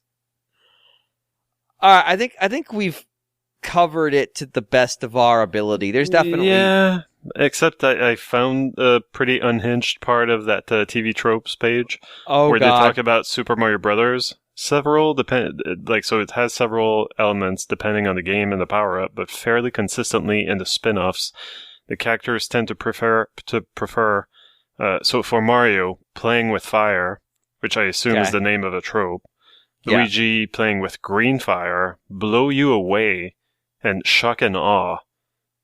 And there's a parenthesis that helpfully says, added after Mario and Luigi Superstar Saga. I have no idea what I'm reading here. He's got electric powers in Mario Luigi. Luigi does, right? So I guess, in Smash Brothers, he just had like green fireball or whatever, which was always a bit odd because it's not like when you get the fire flower as Luigi, his fire is green, is it? But, I guess that was just to help distinguish the attacks apart when they were both on the screen at the same time. Definitely Superstar Saga had Mario's got a fire elemental sort of thing going on, and Luigi's got an electrical elemental, but I don't think that carried forward to any of the subsequent Mario and Luigi games, did it? I don't think so. It's a weird page. It's a mishmash of stuff from different games. Like Wario has Shotgun at least up until Power Tennis. Toad, poisonous person, uses spores. I don't want to click on each of these hyperlinks to tell me what this is about. Run away. Yeah. Greg, would you read the next email? Sure. Chainsaw Bill writes, "Sup chumps, I was catching up on some episodes I'd skipped to avoid spoilers from back when Tears of the Kingdom released, and in episode 825, I was treated to the inaugural skewering of Everybody Want to Switch and the beginnings of you coming to know the glory that is Horace Show Pony." Dear right? God. At the beginning of the episode, though, you caught on something that absolutely drives me crazy about Nintendo marketing material. Their tendency to refer to games not as game title here, but instead as the game title here game. It seems like they refer to every game they talk about in directs this way, and it's been driving me crazy as long as I've been consuming Nintendo marketing material. I'm wondering, do you guys have any turns of phrase or quirks that drive you similarly crazy in gaming discourse? Alternatively, if J&J Dream Factory were to design a marketing phrase specifically to stick out in the minds of / annoy their customers, what novel form of torture would they deploy on an unsuspecting populace? So they've gotten better about this, which I know is going to make you think, well, Jesus, how bad could it possibly have been? I'm going to introduce you to a phrase. 800 Nintendo DS iWare shop points. This would show up in their press releases that they put out I believe they came out on Monday? Maybe they were Monday. The eShop press release that would come out every week. Not eShop, the Wii Shop channel and Nintendo DS iWare shop, which is not a channel.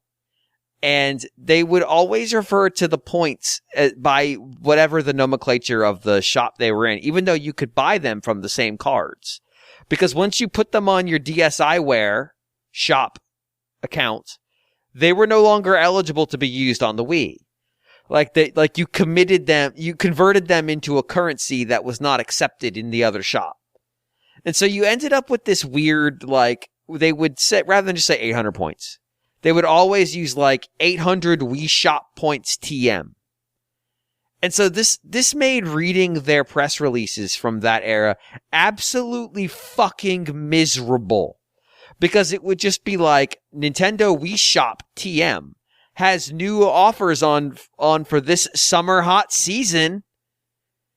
Coming to Nintendo TM and Wii Shop TM channel TM. For 400 for 400 Wii Shop points, TM. You'd be like, God, I just want to die. I just want this to stop. And we used to read them on the show because they were really funny. But there's a point where you would see the phrase 800 Nintendo DS iWare shop points and just feel your blood start to go cold because you're like, I can't believe they're going to put that phrase in this piece of PR 18 times rather than just say points or just dollars. Because guess what? Every point was a penny. It was I get that this is probably different in different markets, but just the point system is so stupid, so facile.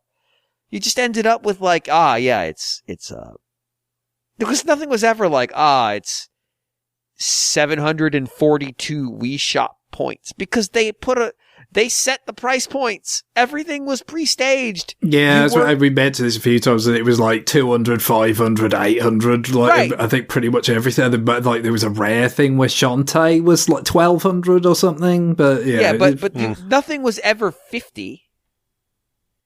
So it's like, why do we do? Why do you make me read this stupid thing every time? Because it hurts. The XBLA, Xbox Live Arcade also use a point system back in the day.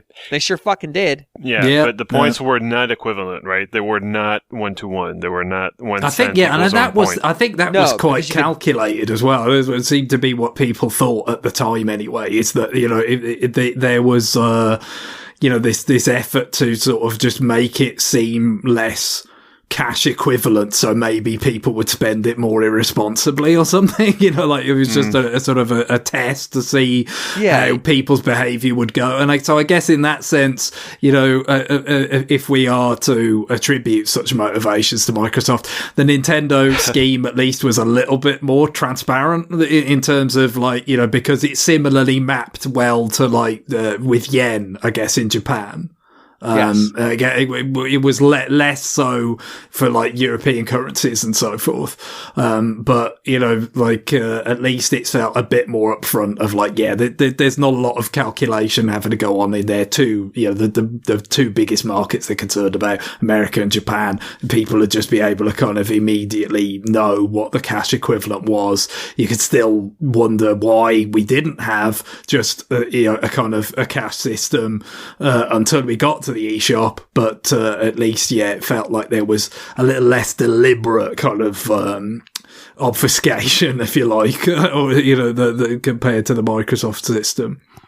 Mm-hmm. Yeah, it wasn't as the Microsoft system would be like, you give us X amount, we'll give you Y amount of points, and I want to say there was scaling on it, so like if you bought more, you got like a discount versus buying those in multiple waves.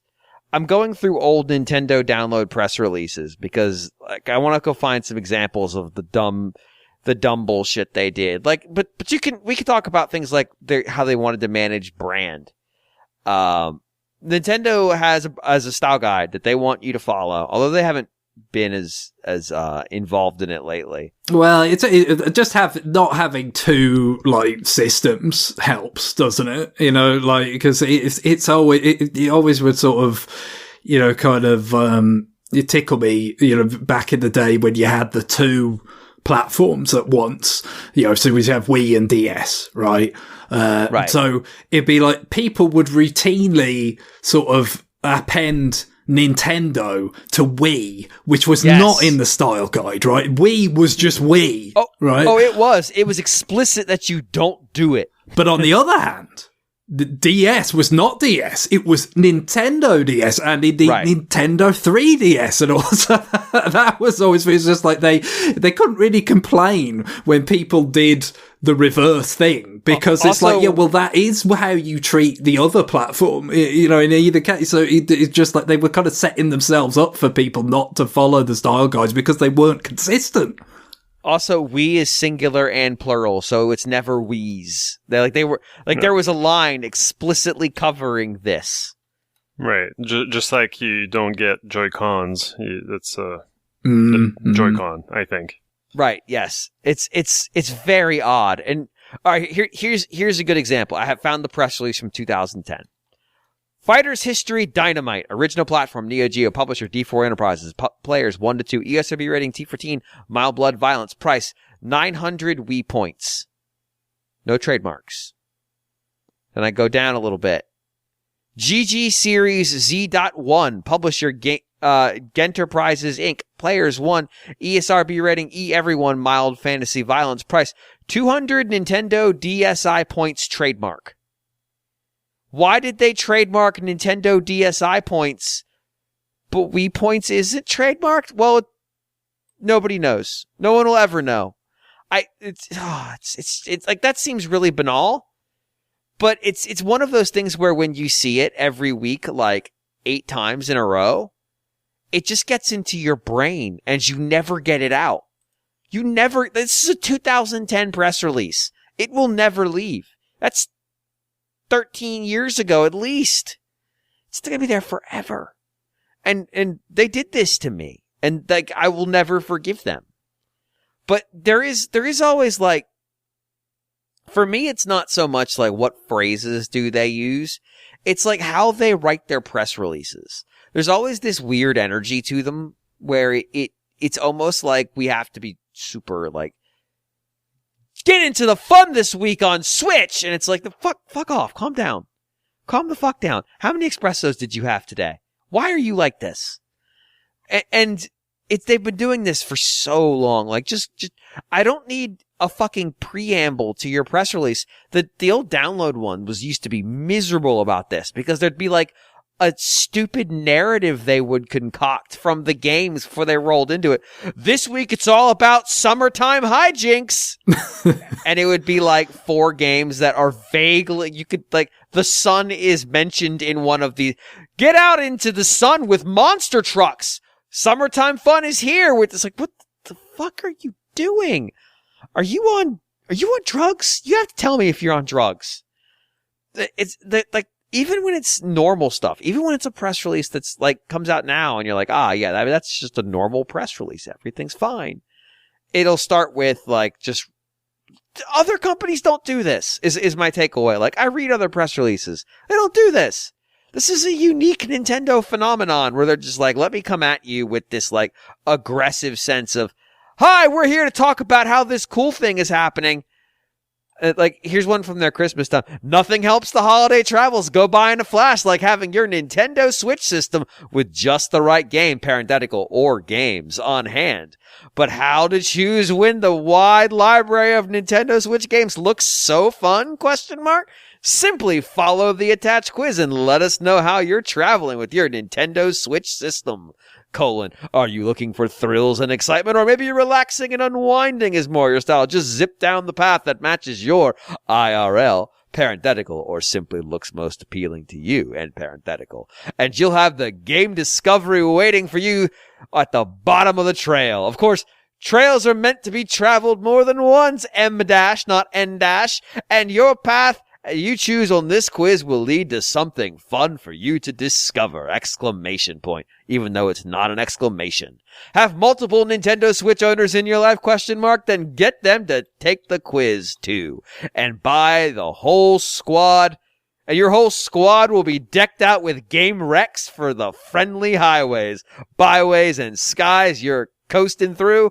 By the time you know it, you'll have arrived at your destination with a few more victories, sights, and adventures and experiences to call your own. And in case you missed it, check out our announcement last week of a review of all your Nintendo Switch adventures from 2023. This shareable snapshot of past year of Nintendo gaming is a great way to share your recent journeys with Nintendo Switch on social and beyond with the hashtag Nintendo Switch 2023. If you have any questions about Nintendo Switch or game, yes, you know what, Golan, I have questions, and I would like to ask them now. What questions should I write our Golan Harris contact? I'm here. Let's do it. I almost read their email address. I would like to unsubscribe, please. It was quite something, James. I'm not sure, even if Phil Hartman was still with us, I'm not sure if he could have Troy McClue'd that any better than what he just did. It's fucking miserable. They're all like, this is the voice I read Nintendo press releases with. It's just this like, are you up for an adventure? Well, this week we've got 9 games about adventures, including, and then it'll be like, 3 games about adventures, 3 games you could tenuously say are adventure adjacent, and one of them's like fucking color a dinosaur for Switch. You're like, the fuck are you talking about? Dinosaurs are all about adventure. They live on the wild side of being extinct for 23 billion years. It's like, what are you doing? Calm the fuck down. That's the shit I hate.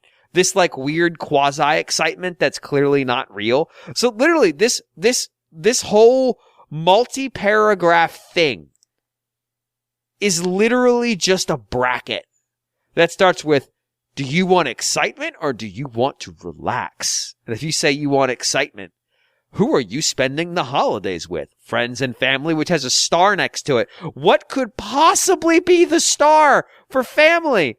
It's like, it doesn't have to actually be your family. This can be a chosen. Like, what could possibly be there? What disclaimer could that possibly require? And that disclaimer is additional games and systems sold separately and are required for multiplayer. You motherfuckers.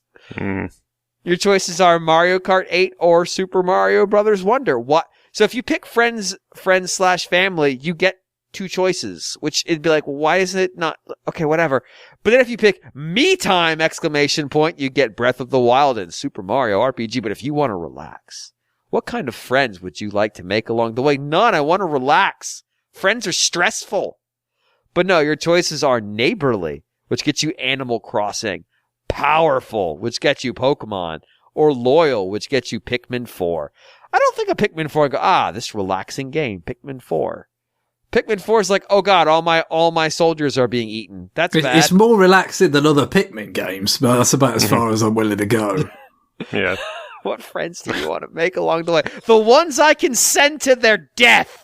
Yeah, that's what I was going to say. Like, Pikmin, or are they really friends? They're more like tools. They're means to an end. Yeah. Yeah, but this is it. This is the part that I would give. It's just this weird fake energy that they just do all the time. Like, they're terrible about it. Like, and like even things like, all right, let's go. Sometimes, so they have gotten a little bit better on like the Nintendo downloads one, where it's just like, here's a bunch of fucking games, just read them. But even then, it's like, it's a 1,700 word experience to get to the description of fucking Palia. It's like, just tell me what the game is, man. I know it's written by the publisher, but summarize. Give me short. They've gotten better. Like, there was a period where they wrote about every single game, and that was awful. I mean, it was awful. Because it would be like, you know, I mentioned the Puyus a lot because that was one of the games that came up in one of the press releases. And like, the Puyus was like this, I think it was to learn French. I think it was like it was like learning French for kids. And then I think they had a math one. And so at one point I declared, and then the NWR used to write an article about the download. We still do. We used to write one where we basically just restated the press release. And I wrote it one week and I'm like, a game for learning edition for John Lindemann. Cause again, the meanest thing we've ever said about somebody who was also on the show was set until today. Yeah, like, just give me the facts. Give me, like, I want your press release to be just the facts. Although this particular one has disclaimers up to 5-star disclaimer, which is really something. It's really fucking something. Yeah, I mean, I guess that's the thing. The kind of the phoned in enthusiasm or reaching for, themes or all this kind of stuff. Yeah, it's like trying too hard. I will say, I think you kind of have a certain amount of overlap with Chainsaw Bill's feelings here in terms of when it gets to the point. It's something, especially when it's like it voiced. This is something that's not even in a press release, but it's actually like spoken aloud in a Nintendo Direct. And it's Are you ready to have a great time? This game in the, so it's like the blank game in the blank series, and it's like, this is not a court filing. You can ease up a little bit, it feels like there's just this extremely kind of rigid, kind of just policy, like what you always refer to it as this at all times, even, in a situation where it would be more, kind of, natural to be a bit more informal, and because it's a video, a presentation, for consumers to watch rather than like for to be distributed to the press and for them to pass along or anything like that. It just it feels like there's some kind of diktat somewhere that's determining this, and it just doesn't seem to, kind of fit that particular purpose very well at all. I'm sure they have their reasons, but it sometimes, I think it's just when you get a few of those type of things where it's like, okay, we just have to spell this out. Yes. kind of as a, one on top of the other, like in quick succession, you kind of, you could get a bit eye-rolly. That'd probably be, I think, the worst that I could think of it in recent times. Like I said, it's gotten a bit less, alphabet and word soup, than it used to be because of, the way it used, as I said, you used to have two distinct system lines and brands, and one of them has Nintendo, one of them doesn't, and that, I think we're glad that they've kind of left that behind, at least. There was, I'm trying to remember what it was about, but there was a press release that came out of Nintendo and the Pokemon Company, which both were listed as the filer on it. And it just like rattled off a bunch of Pokemon because they were doing events. And for whatever reason, they felt like they needed to declare that each Pokemon is trademarked and copywritten or whatever. I guess it's a trademark. And so it was just Pokemon name trademark, Pokemon name trademark, Pokemon name trademark. It's like, fucking stop. Like, this is really horrible. Like, it just makes it unreadable. It's like, we know they're all trademarked. You can just put it at the end. All Pokemon names are trademarked Pokemon Company. You can do that. That's covered. It's okay. I don't necessarily understand why. Part of this is I read a press release from Nintendo, and sometimes there's nothing in it. The one I just read, there's literally nothing released there. There's no news in that press release. Nothing. It is newsless. So what is its raison d'etre? To tell me about their stupid bracket they made? Like, what, who the fuck cares? Who the fuck cares? Like, just post it on Twitter. Or a social media that's not being killed by a billionaire who may or may not have made his seed money on the backs of laborers in dangerous mining conditions. Who can say? But, like, just, why send out a 5-paragraph press release for an image I could have made in 20 seconds? What's the value of this? Is it to get us? Because no outlet's going to take that thing and turn it into content. I mean, we did, but we did a month and a half later to make fun of it. Like, it's not going to go to IGN and go like, all right, guys, we need to stop the press instead of sending a press release. They've got this thing that tells me if I want to spend time on my own during the holidays to unwind, I need to get on that Pikmin 4 grind set. Or whatever dumb bullshit. Part of that email read like the Spider-Man email we've talked about. The one where it's like, tough Spider-Man should be a Tough Mudder. Because it's all NBD to him or some bullshit. This was the one that was hacked by the North Koreans. It's like, there's a certain amount of that shows up. And I feel like if J&J Dream Factory had to do PR, which we don't, we rely on Camel Pharmaceuticals, Better Living Through Chemicals, to do our PR for us, largely because of the consent decree that we don't want to talk about. We would probably do this. We would probably come up with like really hyper upbeat personas and just essentially record us riffing on the product and then just put it to words. A bit Statler and Waldorf, except Statler and Waldorf were trying to sell you needless shit. Rather than, I think they were in a Pizza Hut ad not that long ago. So that's needless shitting. I feel like we would probably just be like so blatantly and saccharine inauthentic that it would loop back around. There's a Grant Hill ad from the 90s for Sprite where he talks about how all his colleagues just take these endorsements of products they don't actually care about just to make the money. And then it just shows him drinking the Sprite and just cartoon images of him holding more and more money every time he sips from it and pretends to be refreshed. I feel like we would do that without the stated irony. It would just be just all the way in all the time. Because there's like a weird wraparound in all the J&J stuff where it comes back around to the point where we can't be as silly as reality anymore. And I feel like we would get there and be disappointed at what we hath wrought. Yeah, that's the thing. Even since the birth of the J&J thing, I mean, reality's lapped you now, isn't it? It's over really. You can't do it. You can't extrematize anything now. No, like we joke about this. Like, John and I had a text exchange about, so I can't remember what it was. This might have been Sony driving a car with the PS5 controller. And I just said, like, they live up to our parody of them and then exceed it. So we really can't use them for jokes anymore. And his response was basically like, yeah, they basically just outshine everything we do. It's like, you're right. They do. Like, all the jokes that we make about Sony in particular, about how they're like a technology company that doesn't understand how to make like, just like, we're going to put the most expensive thing we can put on this thing because it's going to be the most amazing tech in the world. And you're like, yeah, that's impressive. Why? Yeah, but look at it. You could play your PS5 games in your house when you're already there. I'm like, yeah, I can do that because I'm in my house, my PS5. I could just play them.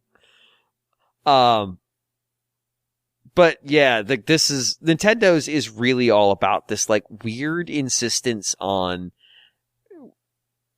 overwrought like conceptualization in their press releases, their overprotection of their trademarks. Like, everybody knows Pikachu's trademark. Calm down. Calm the fuck down.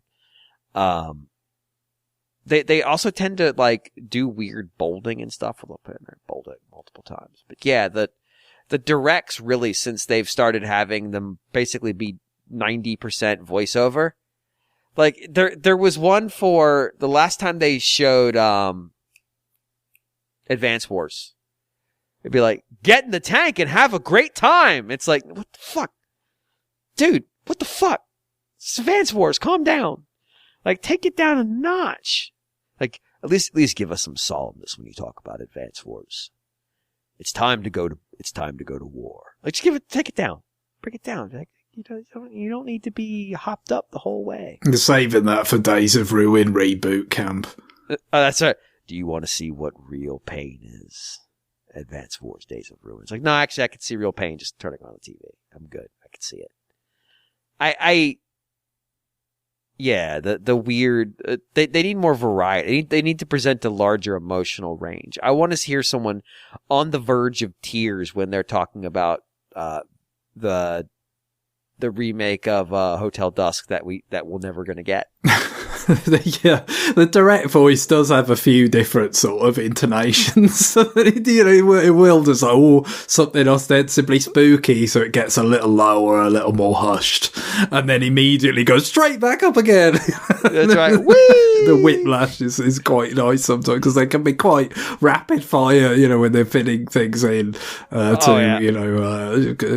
pretty condensed period of time. But I actually really enjoy when the person only gets like 5 words to transition and to be like, Hello Kitty saves the world? Because a bunch of them are like weird questions that aren't questions. They like pitch up the end to make it into a question. So it'll be like, compete with the power of friendship? It's like, it's a fucking JRPG. Of course you compete with the power of friendship. Stop asking it like it's a question. Sir. You may not know this, but the person who wrote this very much does. Why are you asking me? I didn't make the fucking game. Yeah, stop asking me questions, Nintendo. I don't want to think. Just show product. There's my advice. Yeah, so it's already been mentioned, but the whole so what did you think? We've talked about this before. I don't know if we can say anything more about this, but it's I'm not gonna answer you, Nintendo man. I'm gonna start tweeting at Nintendo America in response every time they ask me, "What did you think?" Also, is there genuinely a dearth of people offering what they thought online? I'm gonna guess not.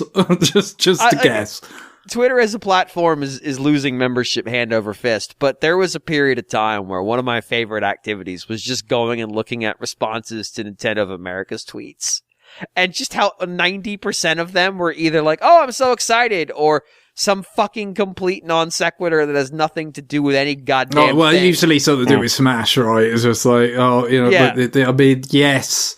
You've just, sort of talked about this week's, indie direct, that it's just talking about some games that'll be coming out, like that day or, in the next few months or whatever. But what about the next wave of Smash DLC? You haven't said that, have you? So clearly this has failed in its purpose. Yeah. I mean, I've found living without the constant prospect of further Smash characters quite sad, but there are upsides. There's an article that I did. I can't remember what the context was, but I just dove into one of them, and like there was somebody tweeting about responding to a direct tweet, and another person responding them to get up or going to the zoo, and I was just like, some poor social media intern has to look at all of this bullshit every day and probably just wants to be anywhere else on Earth than they are right now. And I love it. I love the suffering. I love the idea that somebody's got to go and read this crap, and whatever I can contribute to help make it worse. I mean, better. I mean worse. I'm here for it. I'm here to just lean in and make it possible. Also, I don't think, I don't know whether I was on the show when this game came out, so I'm just going to ask. It's a shame John's not here, because maybe he could actually fill in the blanks here, but I'm just going to ask it point blank. Did J&J do the PR campaign stunt thing with the guy coming out in the DK costume? I mean, it seems like the kind of thing John might have come up with. So I mentioned the consent decree, and that's all I can talk about on that front. What was that about? What were they thinking? So this was I found the one where I was looking at it. This was when I responded to Nintendo announcing an announcement, and I suggested that their better plan would be to never announce when they're going to announce anything and force people to watch endless feeds of nothing until a direct suddenly appears. Which is a good business plan, and I think it's great. Responding to Nintendo announcing they would announce an indie world, quote, "I'm going to be watching Marvel's What If," which I don't know why they felt the need to respond to that, but okay, sure. The Miiverse team responding announce Miiverse, which, sorry, what? Someone asking them to promote Neo, The World Ends With You. It's like, that's Square Enix's job. Also, this is an indie world. Yet multiple people asking if there would be Smash at the indie world. It's like, no. And then finally, one person responding, quote, "Let's go." And then someone responding to them, "Alex, get out of bed so we can go to the aquarium." It's like, this is the worst. And it's their own fucking fault they made their Twitter account like this. I love it. I love it. I love how much of a disaster their social media account can become. Blaziken with the Mighty Mark is now appearing in Black Crystal. Alright, this isn't real. This isn't real words. Blaziken with the Mightiest Mark is now appearing in the Black Crystal Terror Raid battles throughout hashtag Pokemon Scarlet Violet. I hate that. I hate that sentence. I hate that sentence. Just, yeah. Yeah, to be fair, some of those things where I was talking about where it gets like compound, that's probably a Pokemon Presents that I'm thinking of, to be honest, rather than more so than a Nintendo Direct. I think, yeah, the word soup tends to happen more with that. Engines primed, semicolon, the runway's clear, Nintendo loves M-dashes.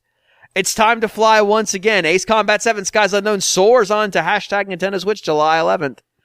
Airplane taking off emoji. Fucking shit. Fucking shit. Play as Yoshi or offer a ride on your back to help a friend in hashtag Super Mario Brothers Wonder. It's like, why? Why are you like this? Yeah, there is a certain amount of just like, there's a weird, everything seems like anytime I read Nintendo PR text, it just feels like there's a tension there. They're like, I need to get this out with energy or otherwise someone will come into the office and yell at me again. That I don't entirely understand, but I can feel it. I can feel it in my soul. Calm down. That's what I want. I want Nintendo to switch to decaf. That's what I want. I want chill Nintendo. Give me chill Nintendo. I want it. Yeah, we put out Mario in the minis. It's fucking mini Marios. You know what this is. Whatever. Go play it if you want. Here's a cool CG of Donkey Kong eating bananas on the couch. I guess. Whatever. Give me apathetic Nintendo PR. I want apathetic PR. That's what I'm here for.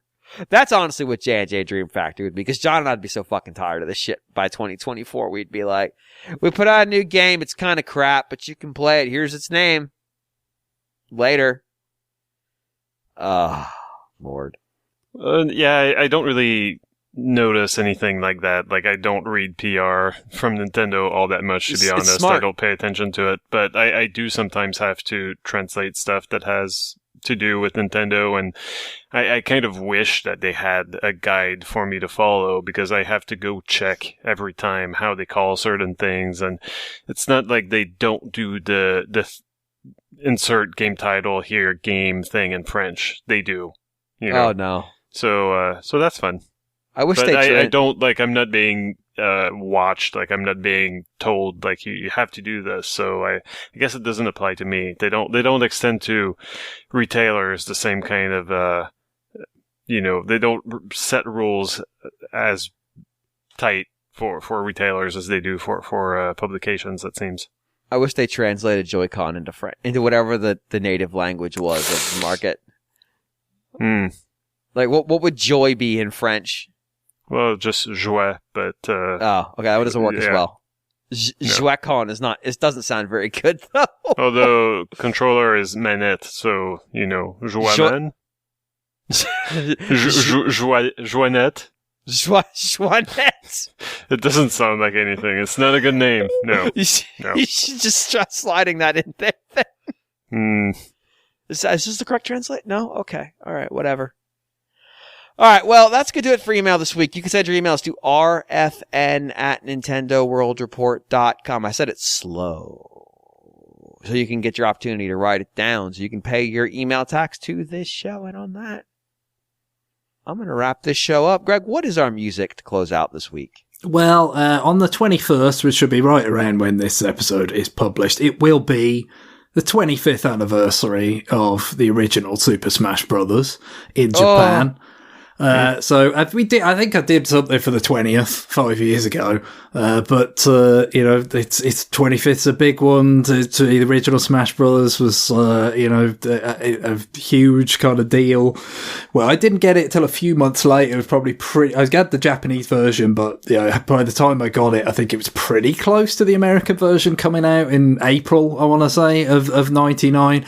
It's just one of those things where, I read up a lot about it, was kind of a bit skeptical because it sounded like there was basically no real, like, significant single player enjoyment to be had. So it was just like, this is, quite expensive. It's going to have to be kind of a big hit with the people that would play multiplayer and 64 stuff with to be worth the price. But, it was. And, that was a great amount of fun. But I did also think I'm going to try and cheat a little bit here, get 2 anniversaries for the price of 1. Because also at the beginning of February, you've got the 20th anniversary of Metroid Zero Mission. So, that I hope will be, coming to, both of them really, I would hope would come to the expansion pack at some point, because, like, why not? Especially Metroid Zero Mission. Again, I don't know whether it would have been a perfect fit for that question we had recently about, like, what's the successor to play Ghost Trick, because it's a Metroid game. It's in a name series that's got a certain amount of, notoriety, cachet or whatever. But I feel like there may be people who have not played Zero Mission because I know it was a somewhat late GBA game, and it's kind of, it's a remake of the first one, and Super Metroid was already kind of like a remake of the first one, so how kind of sort of distinctive is it? But it's definitely very much in contention for my favourite Metroid game, and also quite like Ghost Trick, it's quick to play through. Yes. Hopefully if that is coming, maybe it could well be, if there's a direct in February, that'll be one of the things right there. on the list for further GBA games, because to somewhat coincide with its 20th anniversary.